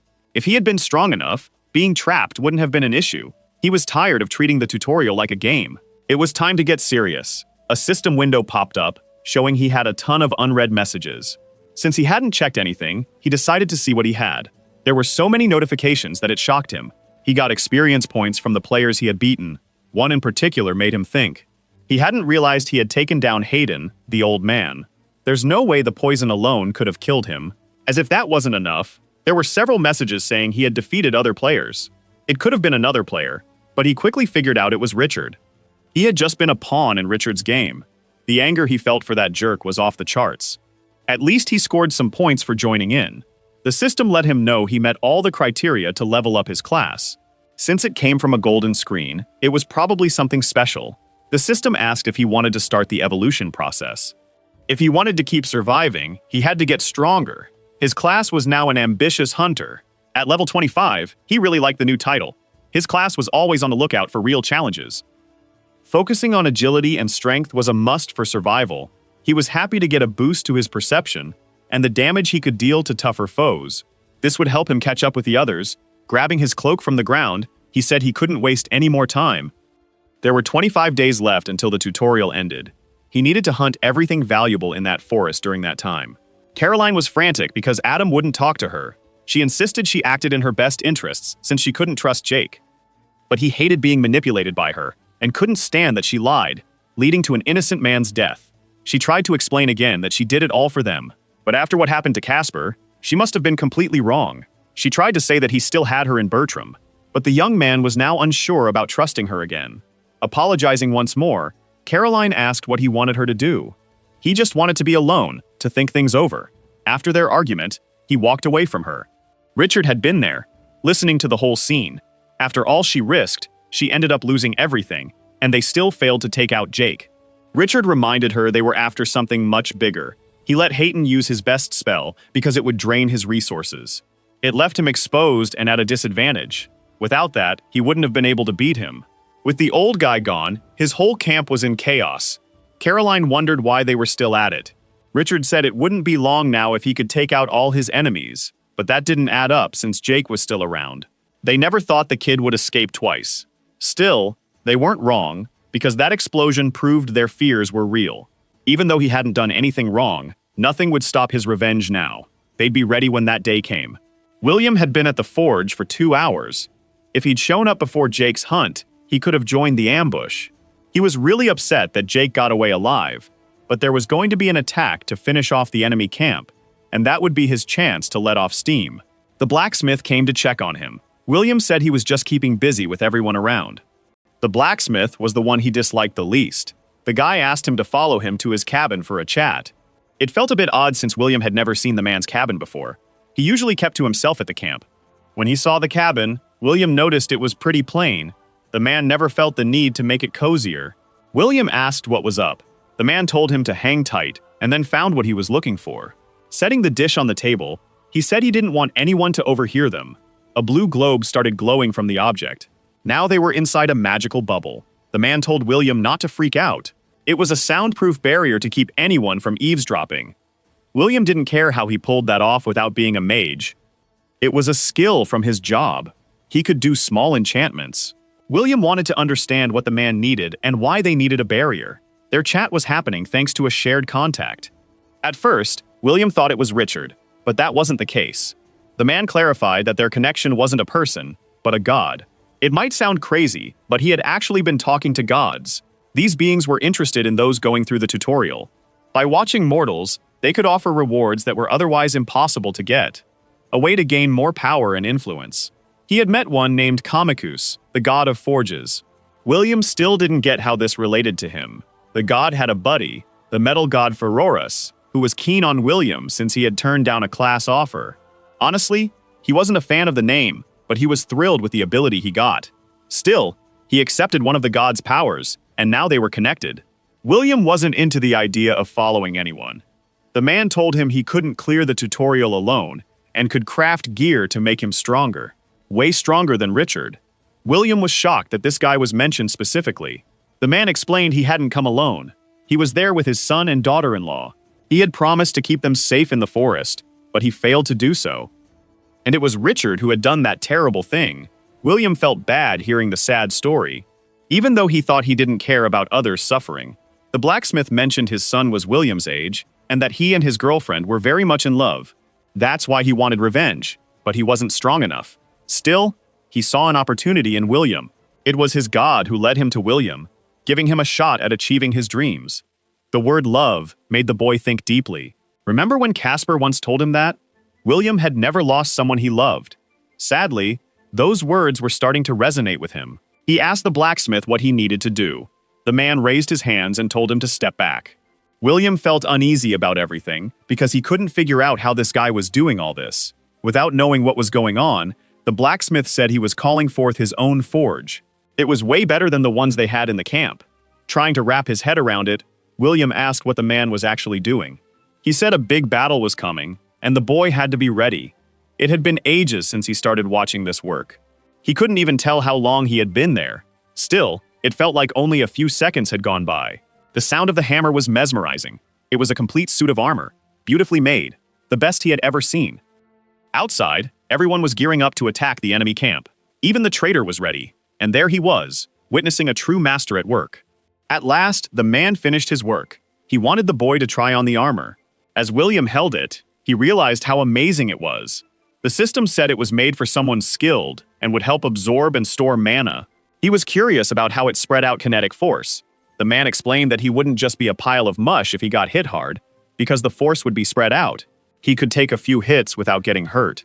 William didn't even know how to respond after receiving such a gift. Somehow, he started feeling grateful, unsure if he had ever felt that way before. But they still needed to move on to the next part. There was info about the armor. He hoped the boy would get it, but he asked him to wait until they were done before listening to the message. William didn't really get what he meant. The man wanted to know if the boy would keep his promise and get his personal revenge. William said he would. He had kept his name hidden from everyone in that camp, and now he felt he could trust the boy. The man's name was Hermann Schmidt, his son was Gunnar, and his daughter-in-law was Corinne. She was pregnant with his grandchild when she tragically passed away. William started feeling emotions he had never experienced before. The man's body began to glow, filled with hope that his selfish wish would come true and his memory would live on. Only William could help him with that. The boy was confused by the light and started asking questions. The man said his goodbyes, wishing William happiness in this new world and hoping he'd learn more about himself. The light grew brighter and brighter. William yelled out Herman's name. As he saw the man collapse, worry washed over him about what he had done. Fear crept in, but he couldn't figure out what was happening. Finally, the man's body started to vanish, and tears streamed down William's face. He didn't understand why he was crying. Even his worst memories had never made him feel this way. Maybe now he understood what his parents felt in that moment, something he had never been able to grasp until now. After all this time, he finally got it, but he wouldn't let this feeling distract him. He focused on the armor in front of him. As he lifted it, he noticed it starting to melt in his hands, belonging to him and him alone. He felt his strength increasing. The armor was giving him power. This was an epic-level item filled with the blacksmith's dreams, meant only for someone chosen before the creator passed away. That masterpiece was his entire legacy. William was set on showing Richard what they could achieve together. On the ground, he noticed a small note. He had almost forgotten about it. It looked like it was enchanted with a spell that could store audio. He held the paper up to his ear. After hearing the message, he looked genuinely surprised. That person was really clever. Later in the forest, Jake kept on hunting. That day had gone really well for him. Cecil pointed out that his friend was getting pretty scary. It would be tough to face him. It looked like every time he leveled up, he picked up new skills in archery. He was level 46 as an alchemist, and level 38 as a human. Happy with his progress, he aimed to hit level 50 before the tutorial wrapped up. Cecil asked how much time they had left. There were only 22 days to go, but something felt off. The number of survivors had dropped sharply. It was still going down in real time. Jake sensed something big was going down in the forest. Earlier that day, the warriors had been getting ready. Their swords were already sharpened for the fight. Their enemy had been taken out. All that was left was his subordinate Desmond, who was probably out for revenge. They had given their foes a chance to surrender, but they refused, and they wouldn't let them start another war. That night, they would put an end to the conflict for good. The furious crowd was ready to charge into battle. Richard was really happy with what he had achieved there. He took a close look at his system. He was almost done with his personal quest. It wouldn't be long before he cleared the tutorial. Soon, the only one left to beat would be that annoying archer. William would also be a problem since he was no longer on his side. Once he was done using him to take out his enemies, he would dispose of him. He approached the boy and asked if he had seen the blacksmith. William replied that the guy wasn't into fighting. All he cared about was his forge. It's a shame because he would have been tough in battle. At least they could rely on William, who was a solid friend. William couldn't hide his anger towards Richard anymore. At last, the army was set, and they reached their target. Faced with a huge wall, they started taunting the enemy. On the other side, there was just one mage. He waited calmly for his foes to move forward. Richard announced he would lead the charge with his troops. He quickly got ready for battle. His shield began glowing with blue energy. A strong blast of energy shot out from it. William thought the move was really impressive. Peeking through a gap in the wall, he saw just one man on the other side, already ready to counter. He immediately launched his own spell. Richard warned his men to brace themselves. A powerful magical shield went up, protecting the whole army. More mages gathered this time, getting ready to attack again. Caroline realized that the barrier wouldn't hold for long. Richard warned them that an attack was coming soon. He commanded his troops to move forward right away. Meanwhile, the mages on the opposite side started to pull back. The biggest fool thought this would be easy until a huge explosion hit the back of his platoon. He turned to see what was going on. His army was completely surrounded. Archers were set up behind them. His soldiers were starting to panic, but he gave the command. They had to take them all out. War was, after all, a messy affair. It wasn't about skilled fighters proving themselves. It was just pointless brutality. The first targets in the fight were the mages, as they were the easiest to hit. After that, the archers started to go down. The healers were well guarded, but in the end, it didn't matter. Nothing shines brighter than a skilled knight. By the end, the number of survivors had really dropped. He told Desmond to give up, but the young man wouldn't budge, so Richard did what was basically asked of him. The ground around the mage started to shake a bit, and then his body lit up. Expecting trouble, the fool had already put up a barrier. Caroline claimed nothing could break through that barrier. He was curious about what would happen next. Hearing the clash of swords, he caught Caroline's weak voice. She had been stabbed by William. Somehow, she still had the nerve to ask why he did that. Honestly, she had it coming. Her lifeless body had turned to stone. William remarked that they were all fools. The body of a naive woman lay on the battlefield. Attackers always target the killers first. Seeing this, the extras were shocked by the betrayal. One of them rushed at William to take him down, but the boy had already summoned daggers. Taking out his opponents was easy. They fell like the disposable extras they were. Only one target was left now. Richard looked pretty worn out from the fight. Still, William moved in on him without mercy. Acting clueless, Richard asked what the boy was up to. This was something he should have done ages ago. He knew he couldn't be reckless in this battle. Even with the armor boosting him, his opponent was still a tough fighter. If he wasn't careful, he'd definitely lose. Up to this point, their fights looked pretty even. Richard warned him he wouldn't be anything without his help. But William was too caught up in the battle.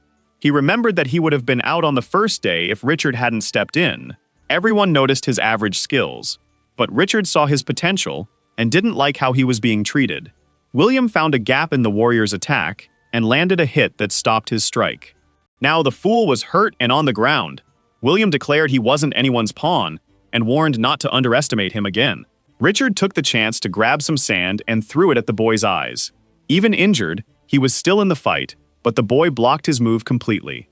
As the fight dragged on, William felt stronger. It wasn't just the armor boosting him. There was something else driving this feeling, but he couldn't pinpoint it. Richard realized he was in deep trouble.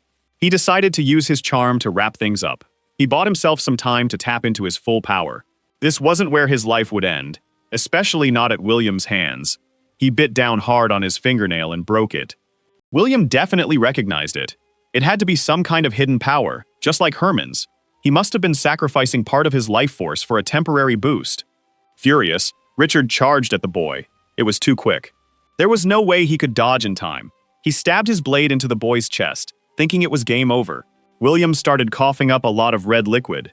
He admitted the hit wasn't bad at all, but it was already too late for Richard. Close to each other, William unleashed one of his secret moves. The swords scattered on the ground began to rise up. Then, they started to line up in the air. Richard was stunned as he suddenly got hit by all those blades. That was the kid's secret move. This attack would finish him for good. Surrounded by flying swords, he was totally trapped. William commanded the swords, and they charged at Richard. The huge dome of swords started to swallow the forest, leaving just a wrecked clearing. With only one eye left and missing an arm, he couldn't grasp why the kid would do something like this. Everything went just as William had planned. To him, people were just pieces on a chessboard. But the real reason was to get revenge for his friend Herman, who Richard had killed. Herman was the one who made this armor for him, and finally, they had taken down all their enemies. After this, he'd head back to camp and pile up the bodies as a tribute to his friend, showing they had finally won. Then, he'd go after the archer to prove who was the best around. But the kid's body was completely drained. He collapsed, unconscious. That whirlwind of feelings was something truly amazing, a gift from the system to someone who always wanted to understand others. William thought his lack of emotions made him better, but maybe it was those emotions that would take him to an even greater place. The mysterious figure said the kid wasn't allowed to die yet. It forced his heart to start beating again, urging him to get up. His first job at 16 was as a student monitor. Basically, he was a babysitter for adults. One of those schools was really tough to work at. It was in the slums and filled with troublemakers. Fights among the kids happened all the time. In the hallways, The troublemakers were already sorting things out with their fists. But he never backed down, always breaking up fights, even if he had to use a bit of force. The downside was that he sometimes got hurt in the process. He always came home with a new bruise, and his dad started to get worried. When his dad asked how he got hurt, Adam said it was from school. It could have been worse, and he'd be fine soon. The truth was, the boy hated that job and really wanted to work at his dad's company. Anything to escape those unruly kids, but his dad didn't like that thinking. Those kids lived tough lives that he'd never really get. His son had always had it good since he was born. He never had to stress about clothes or food. His dad wanted him to learn life lessons so he could use his advantages to help others and maybe change those kids' lives. His real wish was for his son to become someone worth following. Adam took that to heart, and the next day, he talked to the kids. It wasn't easy, but he got them to get along. After graduation, he was offered a job at his dad's company, but he turned it down. He wanted to carve out his own path, so he started as an intern. Before long, he became a full-time employee and eventually the manager. He had a knack for connecting with people and leading his team, a true leader. But in this place, he felt neither strong nor particularly skilled. He tried everything he could, but the tutorial had taken everything from him. No matter what he did, his friends kept vanishing, and he couldn't protect them from the worst. Not even the woman he loved, who was gone now. Looking at her body, he felt a deep sadness, not knowing who did this. The last time they talked, it had ended in a fight. He never got to say goodbye. His friend said he'd find someone among the bodies. It was William. Then it hit him, who was behind all this. Filled with rage, he should have known that William caused this disaster. Even though he was still alive, his body was badly hurt. Comrade wanted to know what they should do next. All Adam wanted was to end him. Without a second thought, he pulled out his sword. After everything that kid had done, taking him out would be a favor to everyone. He was definitely a monster. But his hands started to shake. He just couldn't bring himself to use his sword for this. Even he didn't get why he couldn't go through with it. His mind was telling him he should. If William lived, he'd come back for revenge. The issue was, Adam felt powerless against the kid. That place had broken everyone who entered, turning them into killers. With tears in his eyes, he refused to let it break him too. He wouldn't let hope slip away. Finally, the system told him he had leveled up his class. Adam was blown away by the notification. He was going to become the Augur of Hope. His job was to help others find their own paths. But he didn't get what that message meant. He started getting messages from different gods, but he couldn't make sense of any of them. Bertram asked who they were from, but Adam had no clue. He just had a gut feeling about them. So he began picking one of the names. Each of those invites had a clear purpose. His friend wanted to know how he would respond. He wasn't sure if this was what he had been waiting for, but he had a chance to make this tutorial count. An opportunity to find his place in the world. A golden invitation popped up. The Sacred Mother had invited Adam to her realm. He was taken aback by the invitation's nature. Because of that, he chose to accept it. Adam found himself in a totally new place, completely lost. For a second, he thought he might be in paradise. A woman with golden hair greeted him right away. Her stunning beauty made Adam feel a bit shy. She noticed how amazed he was by her vibrant health. And honestly, what he saw was breathtaking. She pointed to a couch and invited him to sit down. She also offered him some tea, which he gladly accepted. Noah, you must be feeling pretty confused. She was thankful he took her up on the invitation. With so many deities interested in him, she had been keeping an eye on him since he met the sage. Plus, he was linked to the Viper's Chosen, a hunter. Adam never thought others had faced this kind of situation. Many had leveled up their classes, but not everyone had experiences like this. His connections with others were just a small part of it. Her real focus was somewhere else. Only one person in the whole tutorial had never taken a life, and that's exactly who she was looking for. A kind shepherd who could touch people's hearts. She had no idea who the hunter or sage were, or if he was being pulled into a religion. The sage had caught the eye of an old friend, while the hunter had intrigued the viper. Even though she couldn't approach the hunter because of the viper, she knew they were pals. Adam started to think she might be talking about Jake. He was curious about what it meant to awaken the viper. She told him the evil viper had been around since the dawn of time. It had stayed hidden for ages, until the world came together. It was likely his friend who sparked this change. Adam asked if it was bad or good that the viper was back. The goddess said only time would tell, but she was glad it had come out of its grave. The way she spoke was so cryptic, he could hardly keep up. He thought it might be too forward to ask, but he wanted to know if this was a good or bad thing. The goddess told him he was too focused on right and wrong. That really depended on what he did here, but since he picked her, she felt sure it was for the best. The young man wanted to know what he should do and why he was brought here. She stood up and said she wanted to give him a gift and a task. As she spread her wings, she revealed that her gift was her blessing, and the task was to serve her by sharing her message throughout the universe. It was an awe-inspiring sight. Adam asked what message she wanted him to share. The goal was simple: to serve her and the sacred light. Her teachings focused on hope, justice, and doing what's right. It was about treating each other fairly and learning to love one another, to punish the wicked and help people become their best selves. Curious, he asked if she was God. Yes, she was, but not in the way he usually thought. Even he could one day reach the divine realm.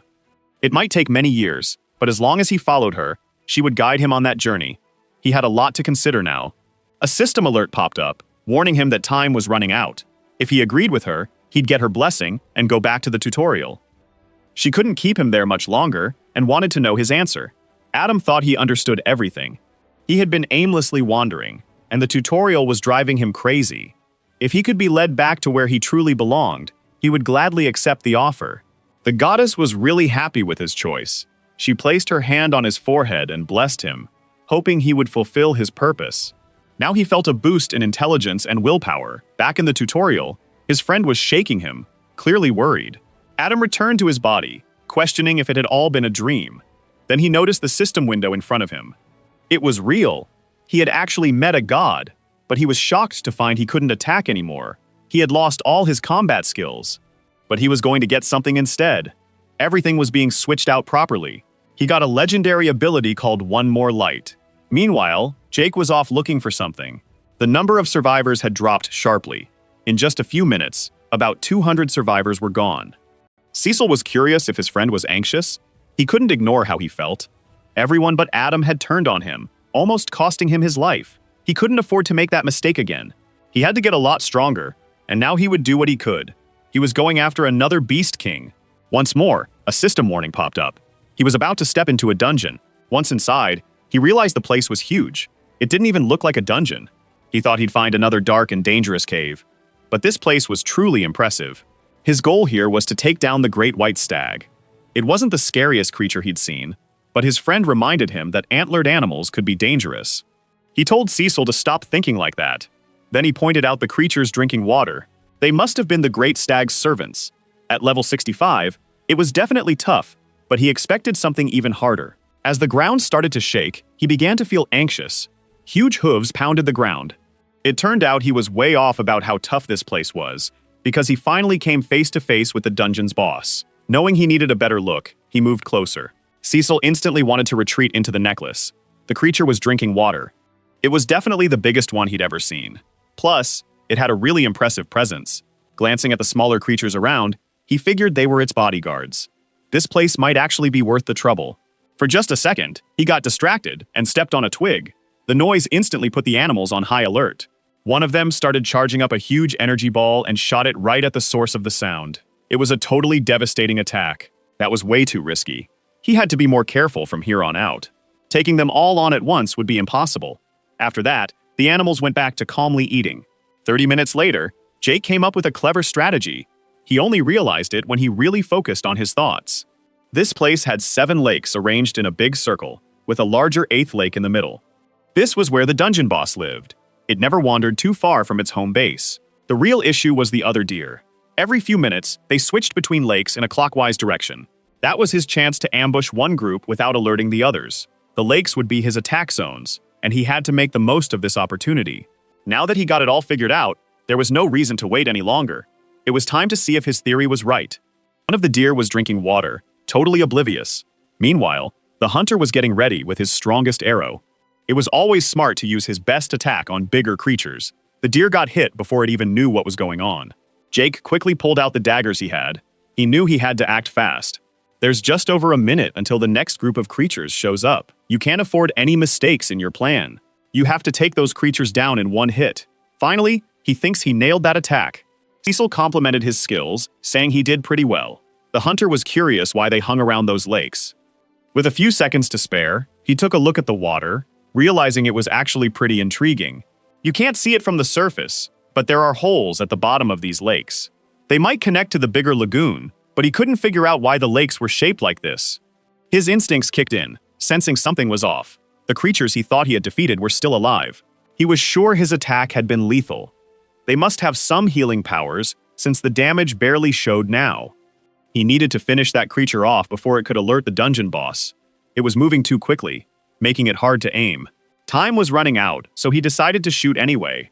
As expected, he missed, hitting a boulder and causing a huge mess. This put the stronger creatures on high alert. The dungeon boss also caught wind of what happened. Now the hunter was in a really risky spot. Without wasting any time, he bolted to find cover. He had managed to anger the whole herd. Cecil was also really worried about what just went down. Jake admitted he panicked. He wasn't ready to shoot an arrow so fast. Now he had to dodge the creature's attacks. He needed to be quick since attacks were coming from everywhere. Cecil wanted to know if he had caught the dungeon boss's attention. The creature stayed in the central lake, drinking water calmly, as if it had sent its minions to deal with things. Jake's hoping to find a spot to hide. He looks up and sees the creatures have stopped chasing him. He has no clue why they suddenly quit. There must be a solid reason for them to stop the chase. The young guy called out to Cecil to come outside because he needed to check something. Since the creature can fly, he asked what she could see. Everything looked like a huge flat area. He also wanted to know how the creatures were doing. He found out they were all heading back to the lakes. That's a pretty interesting find. He could be mistaken, but it seems like the lakes act as a boundary, and the beasts can't go past them. As long as he keeps his distance, they won't chase him. When Cecil saw the young man climbing a wall, she asked what he was up to. Jake wanted to test something and needed to get higher. His bow's reach isn't that impressive, but from up there, he might get a clear shot. If they can't leave the lakes, he might be able to take them out from a distance. If he's wrong, he'll pour all his strength into the first arrow, using his strongest poison and a new skill he's learned. This is crucial because, in the worst case, he only gets this one shot, so he's aiming for the toughest creature. He's all set now, bow ready. The creature is on the far side of his view. He needs to concentrate hard to nail this shot. With his skill charged up, he lets the arrow fly. It soars through the air without a hitch. Now's the time to use his new ability. In mid-air, the arrow split into two, letting him take down two creatures from a safe spot. The dungeon boss quickly sensed something coming his way. Without moving, his eyes started to glow brightly. He had shielded himself with a powerful magical barrier. The arrow couldn't break through the barrier, but it did change direction and hit one of the creatures that was just passing by. The other creatures saw what happened. The dungeon boss was still unharmed and safe. Jake noticed this creature only cared about its own safety, ignoring its allies, so he decided to keep shooting from a distance. It might not have gone as planned, but one of the creatures is down for good. He can deal with the boss later. He's going to work on his aim. The day is bright, and his arrows are slicing through the air like lightning. The creatures can't dodge at all, and Jake keeps taking them out one by one. They have no idea danger is coming. From his spot, he can reach everything around the lake. His arrows keep flying all day, taking down the creatures easily. Cecil mentioned there's not much poison left. Using that ability for so long is more tiring than he thought. It took all day to finish off those creatures, and now only the dungeon boss is left. It's strange that the boss didn't care about its companions. Realizing this is odd, he figured the creature might be planning something. But since it didn't react, Jake decided to not worry about it for now and rest a bit. He said he was going to start a fire, and that's when Cecil told him to check out what was happening. The dungeon boss was doing something different. It moved to the center of a lagoon, and its horns started glowing. Suddenly, all the other lagoons began to glow too. Even the bodies of the defeated creatures, which didn't seem important at all. Markings began to show up on the ground. They spread across the whole area until a huge magical formation appeared. Jake knows he has to act fast. He told his friend to stay on the rock, but Cecil is really worried about him. Looking closer at the lagoon, the water is really choppy.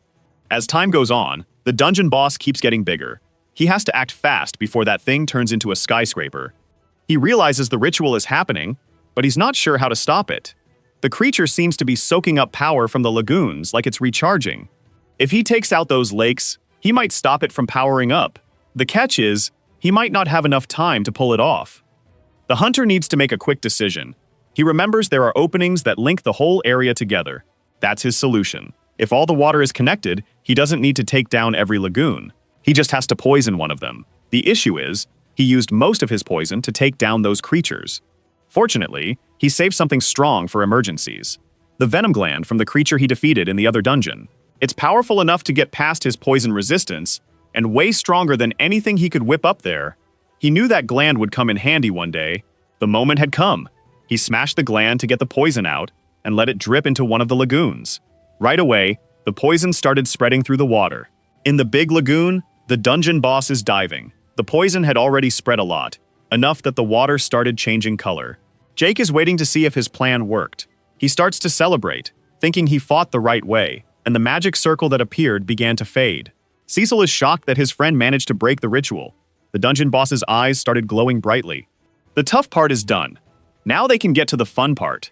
Thanks to the poison, the creature is getting really angry. Fake is moving in, ready with his daggers. He can't win with arrows alone, especially not in a long fight. He's determined to finish this quickly, ideally with one clean strike. The moment's intensity triggered his bloodline. His quick reflexes let him dodge the creature's attack. Jake took the chance to slice it from below, landing a solid cut on the creature. The system told him he had taken down the great deer, earning him tutorial points. So the main goal of the dungeon was fully achieved. Cecil was shocked that his friend took down the creature in one hit. Jake realized that if he had been just half a second slower, those deadly horns would have hit him. He only won because the poison must have weakened the creature, slowing it down enough for him to get close safely. Jake felt great about defeating another dungeon boss. Looking back, he noticed the carcass starting to glow. Inside its body was a type of crystal, a corrupted lunar fragment. Its energy is unstable and won't last long. Cecil wondered if the ritual created that fragment and what his friend would do with it. He didn't know yet, but he was sure it would come in handy later. The system alerted him that the King of Beasts was aware of him, but he needed to defeat 2 more dungeon bosses. The idea of a king piqued the hunter's interest. That was more intriguing than he thought. Meanwhile, other players arrived at the abandoned battlefield. One player started moving toward the bodies on the ground. He figured he'd grab some gear since the owners wouldn't need it anymore. Spotting William's body, the boy really wanted that armor. He asked his friend to help carry it, but it seemed stuck to the ground. They tried everything to move the boy's body until William suddenly woke up. Now a few more survivors have been wiped out. William is on his feet, but still hurt. He was barely conscious when he took them out, and it looks like he's still in the forest. He's so weak, he can hardly feel his legs. But that doesn't matter, because he's still alive. He should have died, but that didn't happen. He believes this is his fate, and somehow, he was chosen. He's feeling a mix of happiness and surprise at his emotions. He knows how powerful feelings can be because he remembers what Casper did. But he also saw how emotions can twist him, a curse so harsh it made him wish for death. That won't happen to him again, because he's determined to win. And it's the true form of perfection. Back at the camp, people are curious about Adam's experience. He wishes he could explain more, but he barely grasped what he went through. What matters is it gave them hope. The warriors, like Richard, were gone. Now, they only had each other and needed to learn to trust. He promised that if they trusted him, he'd lead them out of there. This made some people uneasy. It felt crazy for him since he had no way to make them believe. Jonas said she trusts her friend. He's been guiding her since they got to the forest. She doesn't know much about these gods, but she knows her friend's intentions are good, and if he says there's a way, she has no reason to doubt him. The others started discussing it. Slowly, some chose to believe in him. If he could really end this, it would be worth following him. Feeling grateful for their trust, he promised he wouldn't let them down. Finally, it seemed like his hard work was paying off. Now he had a real purpose there, and the system was rewarding him for his actions. He'd leveled up a lot in just a few days, a sign he was on the right track. He even finished the first mission he got after talking to the goddess, hoping the reward would help everyone. Nothing would be easy until they got back to Earth, but he believed they could reach that goal. Peering into a deep hole, Jake saw it was really big, but probably not more than 10 meters deep. Cecil couldn't see the bottom, and was curious how Jake could. He suggested it might be a dungeon. To settle this, he decided to jump, much to Cecil's horror. His buddy really shouldn't be diving into another dungeon so soon. They barely made it out of the last one, but they only had a few days left there, and most people were gone. The creatures in the forest didn't matter anymore. The only thing left for him was to take down the last dungeon bosses because a king was waiting, and a hunter can't ignore that. Cecil wished he had a friend who was lazier and slower. With no time to waste, it was time to jump into that hole. This dungeon was called the Forgotten Sewer. Inside, it was definitely weird. Jake didn't expect to find a place like this in the tutorial. It seemed like anything was possible for the system. The whole area was covered in magic. Cecil could hardly see anything. Before he could finish talking, he bumped his head on a post. Feeling embarrassed, he asked his friend to forget that happened, but it wasn't his fault. Even with his perception, it was tough to navigate here. It felt like the whole place was soaked in mana. Jake started focusing more to see if he could pick up on anything. Slowly, he began to sense his surroundings. He heard water dripping on a broken brick wall. But nothing seemed out of the ordinary in that sewer. He told his friend to head back to the pendant since it might be risky to explore without knowing what was ahead. It felt like some kind of maze, and he couldn't remember which paths he had already taken. Everything he saw felt magnetic. Cecil wanted to know if there was any news. He felt like he had been walking forever. He was already wishing to leave the dungeon when he sensed something. Cecil started to worry about what might have happened. With his bow ready, he told his friend not to stress. There was definitely something behind that wall. Realizing he needed to get ready, he started grabbing his arrows. He should have figured it out earlier, but the mana here was just too thick. The creature launched its attack, and he had to move quickly. He managed to hit it with his arrow without much trouble. The creature dropped to the ground, and it was even uglier than he expected. It looked like a mole, the ugliest thing he had seen yet. At least it was taken down. But he sensed something else. There were more creatures lurking around. It was time to let his bow do the talking. Another mole was taken out. Since it was hard to see everything, one of them managed to bite him, but he quickly finished it off with an arrow. That wasn't going to distract him. He kept taking out the creatures. Despite the struggle, he managed to defeat them all. Cecil knew his friend was worn out. He hoped he had taken care of all of them, but he knew there was still another creature around. Somewhere behind that wall, he could still feel its presence. It felt like he was being watched. The creature started talking, asking why this human had killed the others. Realizing it could speak, he wanted to know what it was. The creature didn't answer, but gave off a threatening vibe and asked who he was. It wanted to know if he was a messenger of the king and what he was doing there. It was definitely referring to what the system had said, so he explained he was there to defeat the dungeon boss and then take down the forest king. The creature said he was just a cub. The king is strong, and that human is totally weak. Jake sensed the creature getting closer and could see things better now. Pulling out an arrow, he joked about being called a cub because he was about to prove he was anything but. He let an arrow fly at the creature, but it swung a blade and sliced the arrow right in midair. That creature was an Escargian, and it repeated that the human was weak. Meanwhile, the camp was a total mess. William walked through the chaos and noticed there were no guards. Things must have gone downhill after Richard left. He had no clue where everyone was. Soon, he spotted Adam, who quickly saw that he was still hurt. Last time they met, Adam had been in rough shape. William wanted to know if he really went to the battlefield. He did, but he wasn't talking about his physical injuries. The young man looked troubled, but still did what he had to do. Those words left him really puzzled. William thought he was being convinced not to finish him off. Adam, on the flip side, wanted to know what he meant by that. The boy had already made his choice and wouldn't be swayed by just words. Feeling a bit more convinced, he asked Adam for a favor, to stop living. But first, he needed to know where the others were. The others had already found their spots, and soon Adam would too. Checking the system, he saw there were 4 survivors left in the tutorial. Thinking Adam had taken them out, he called him the real psycho in that place. But that wasn't the case, and he invited William to see for himself. Seeing the same bodies on the ground shocked him. Adam asked if the boy now understood what had really happened. They trusted him to guide them to the sacred land, a weight he was willing to bear. Those words sounded insane to William. Maybe they were, but they could only fight against fate, and having hope was enough for him. Not wanting to keep talking, he revealed he had wanted to do this for a long time. The 2 young men stood as if in prayer. William decided he would attack them both, separating their heads from their bodies. What was left of them dropped to the ground, totally lifeless. Right away, Adam's remains started to fade away. William was confused about what that meant.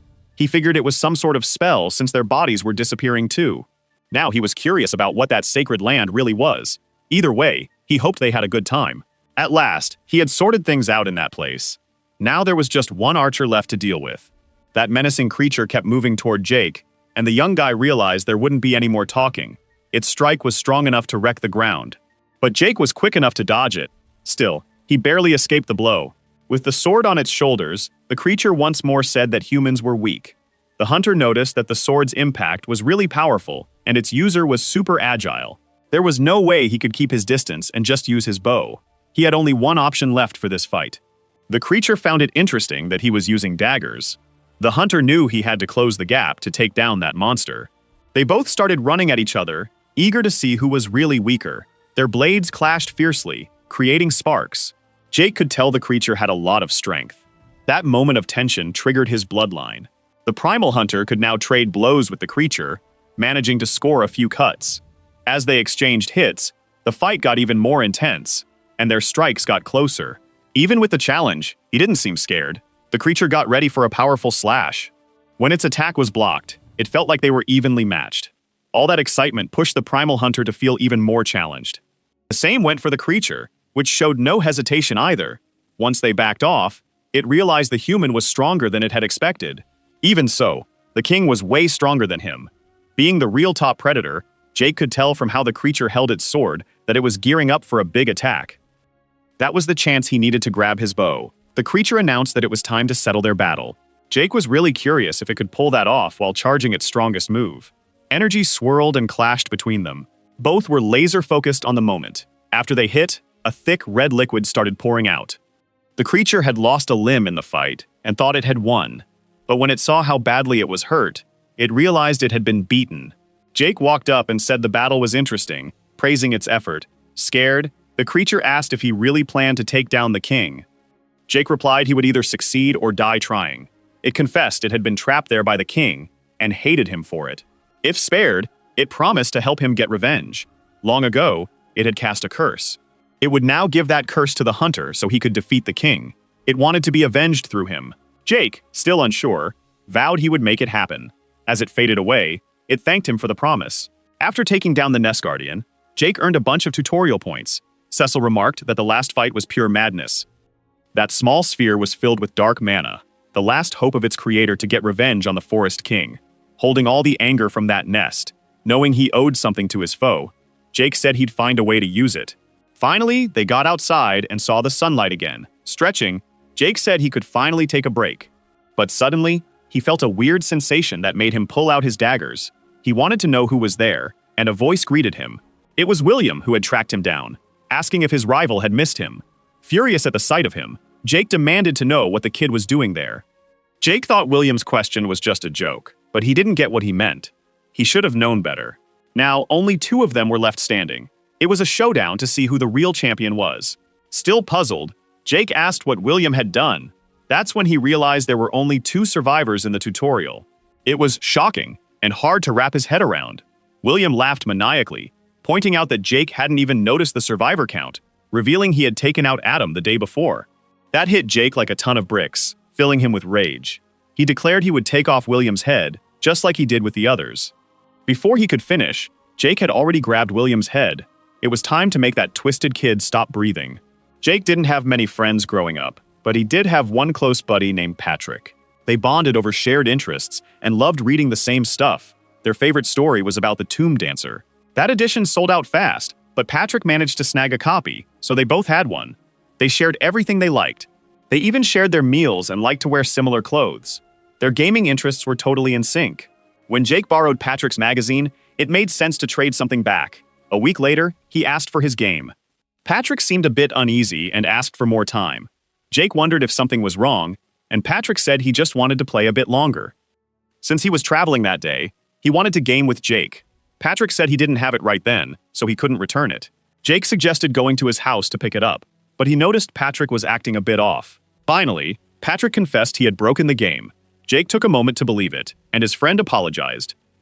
It might sound a bit silly now, but they didn't talk for 2 weeks. Then one day during the holidays, Patrick told him he had something for him. But when he went to meet Patrick, he was nowhere to be found. Later, he learned that Patrick had moved to a different school. It took him years to find out the truth. His game had been stolen by some jerks on the day it was meant to be returned. Patrick had even saved up to buy a new copy, only to get robbed again. At one point, he got beaten up so badly that his parents decided to send him away. Maybe he wanted to keep the truth hidden because telling his friend would drag him into the mess. The weirdest part was what Jake did after he found out. He never did anything about it, didn't even try to contact his friend. He never apologized for leaving him behind, or acknowledged what he tried to do. He just moved on with his life like nothing happened. That's just who he was. Jake had turned into someone who just accepted his problems. a coward who ran from any challenge. But now things were different, and he was a totally new person. Fueled by rage, he started pounding on William's face. His punches were so strong that they shook the ground. Even Cecil was starting to get worried about what he was witnessing. But the young man was already out of control, continuing to smash that poor boy's face. Seeing the blue glow in Jake's hands, Cecil couldn't figure out what it was. The fight that was supposed to happen ended before it even started. It turned into a complete one-sided slaughter. It was like something inside Jake finally burst out in a wild and intense way. At that moment, he was pushing all his limits, and the one paying for it was the clueless fool in front of him. His punches echoed throughout the entire forest. Even the animals could hear it. The ground shook with the force of his hits. Jake's hands were starting to get covered in blood. Cecil needed to snap his friend back to reality, reminding him that what lay in front of him was just a lifeless body. He stepped in front of Jake. It was done. There was no reason to keep going. Stunned, Jake asked what he had done.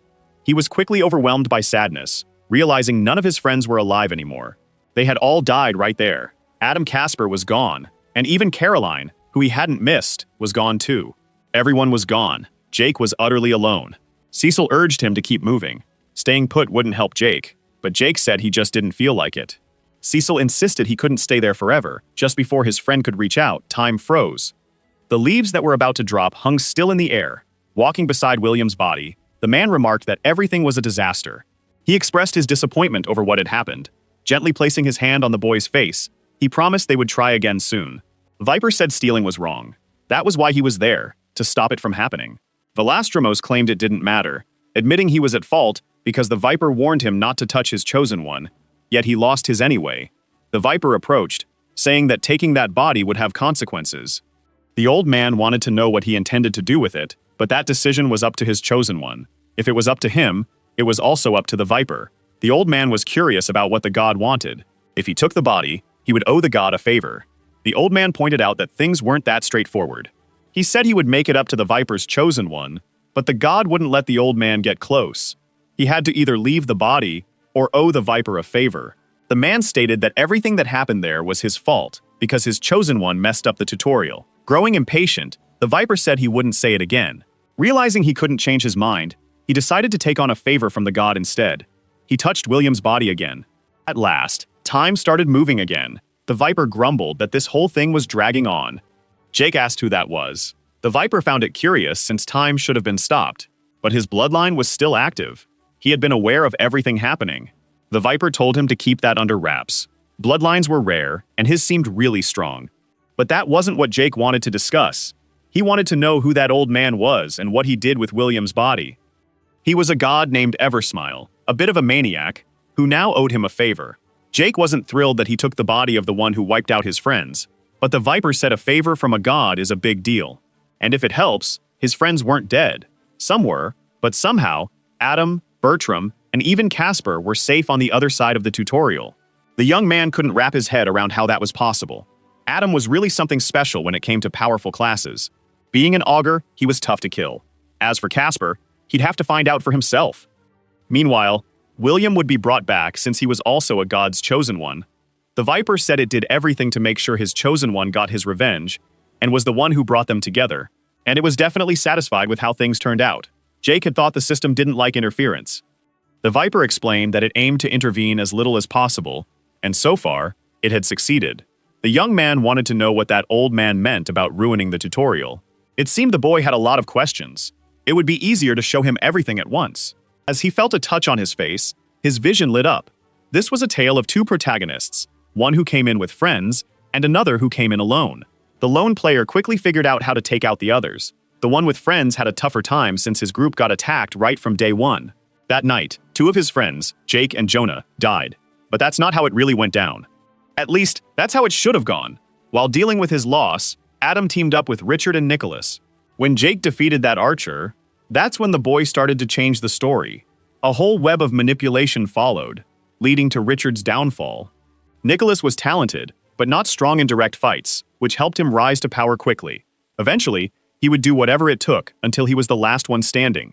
No one would be left to challenge him, and Eversmile would have the strongest disciple, but that's not how it actually turned out. Fate shifted because of one key factor. A hunter awakened a mysterious bloodline and survived a fight he should have lost. That's why this tutorial was messed up for Eversmile. But in both timelines, Jake's friends were taken out, so he shouldn't blame himself. Frustrated, the boy claimed he could have acted differently, but the Viper pointed out he could have been done for too. All he wanted was a shot, but he had acted like a coward. However, the Viper reassured him he hadn't done anything shameful. He simply wanted to avoid getting involved in others' issues. But that's not how the boy saw it. He didn't think that weakness was his fault. Curious, Jake said he wouldn't lose himself to madness and forget those who mattered to him. No one was his responsibility unless he chose to make them one. Jake said he didn't want to leave with the Viper, sad and alone forever. Those words made the god pause, but Jake still had more to say. If he died in battle one day, he hoped things stayed that way. Cecil didn't get what he meant. Jake, however, insisted that if he came back, it wouldn't mean anything. He didn't want a divine backup plan. He wanted his battles to feel real, to have something at stake. And now, he still had a dungeon boss to take down.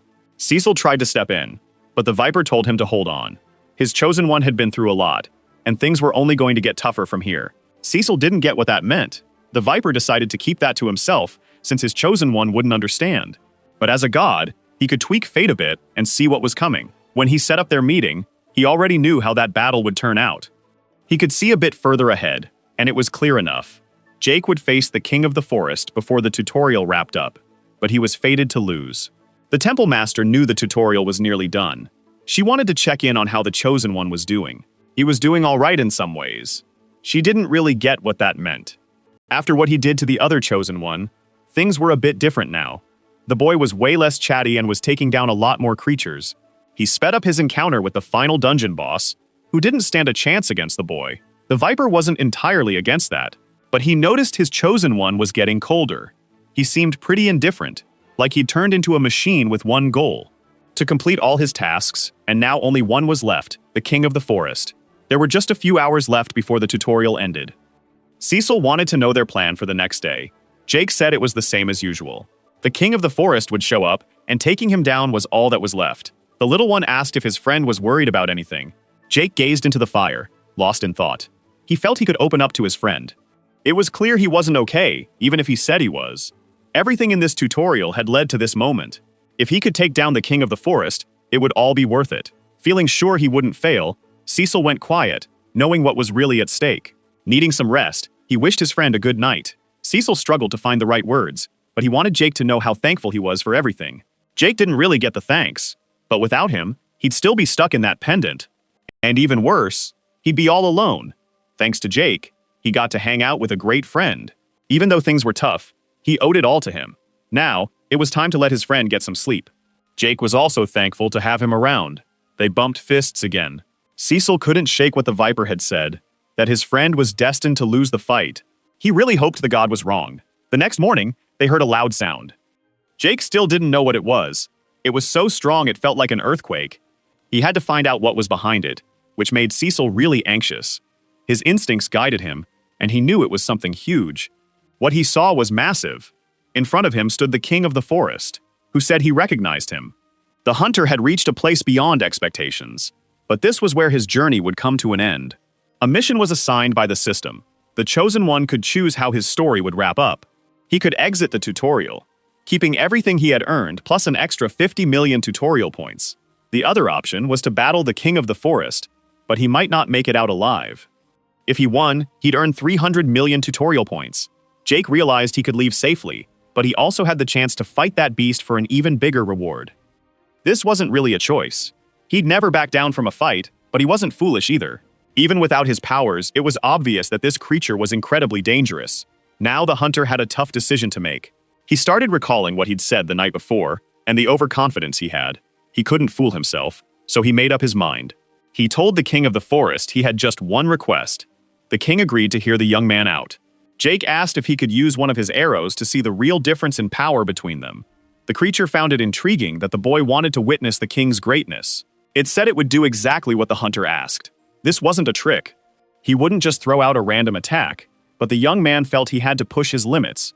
His strongest attack mixed with his deadliest poison. This was the peak of his skills. His ultimate move could take down anything, even the King of the Forest. His arrows flew through the air.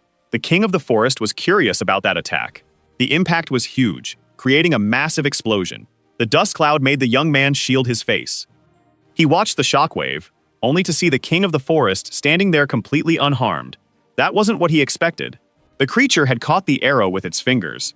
It said that was an interesting try, but everything was completely pointless against the king of the forest. Still, the creature admitted it was impressed that someone as weak as that human had managed to touch it. He had been given one attack. It was a shame the hunter had wasted his shot. He had a chance to give up, but now it was too late. The creature struck, sending a projectile that was meant to inflict pain.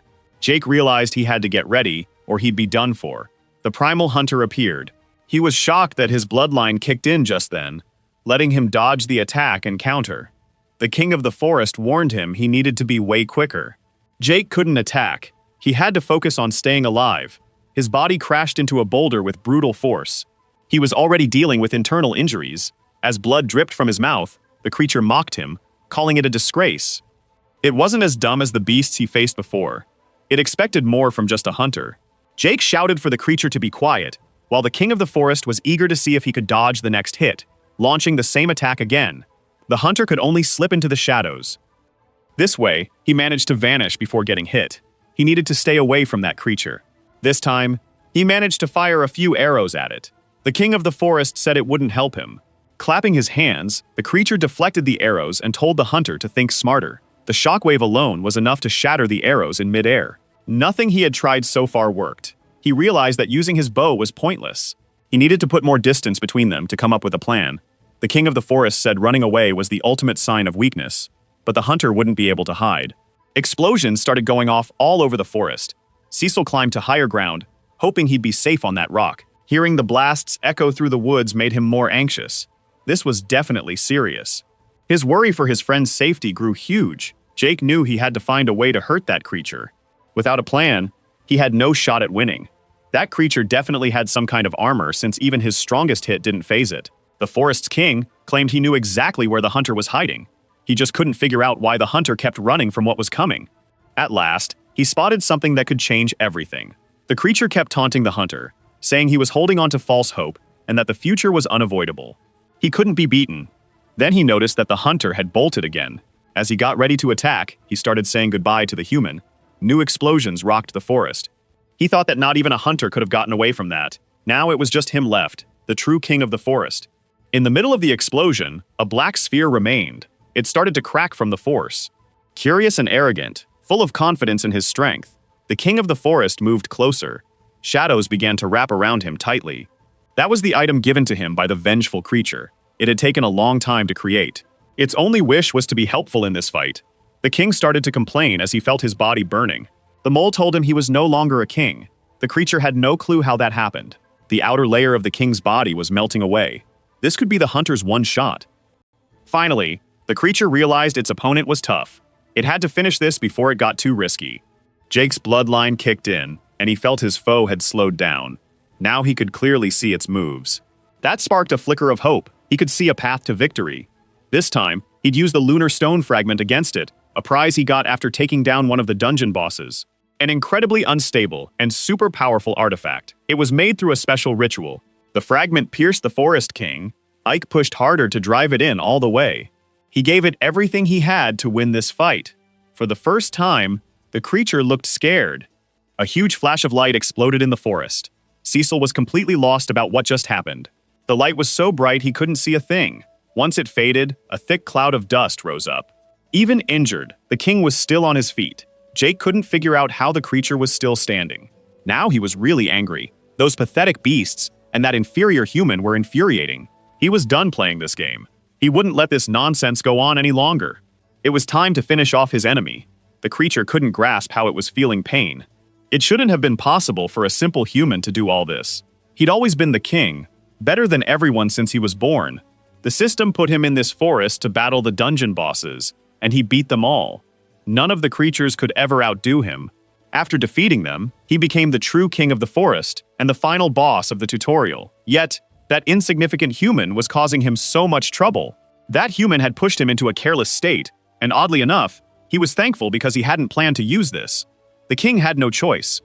He told the hunter this was a win he should be proud of. Jake didn't know what that energy was, but he figured it was an attack. Something odd happened to the creature's mask. The king never meant to show his true identity, as it wasn't easy to do. But against his rival, he had to show what real dominance looked like. Jake tried to see, but the wind was too fierce. His feet were dragged along the ground.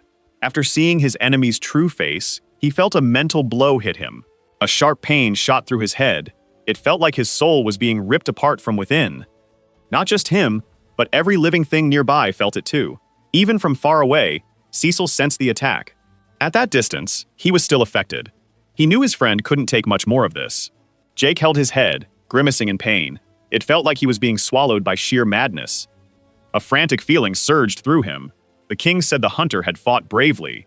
Now, he had finally reached his end. Jake refused to quit. He had faced too many challenges to get here. He had to win, no matter what. But his body had already given out. His injuries were getting worse. The Forest King began to say goodbye to the hunter. Jake collapsed, unable to move. The vision the Viper had seen had come to pass. His chosen one was meant to lose this fight. The fight's outcome was decided before it even started. Remembering what happened with William, the system began counting down. Something inside the hunter had finally broken free, as if something within him had burst. The countdown kept climbing. Jake was gradually pushing past all his limits. His fingers started to twitch a bit. Meanwhile, the threatening creature moved away from its fallen foe.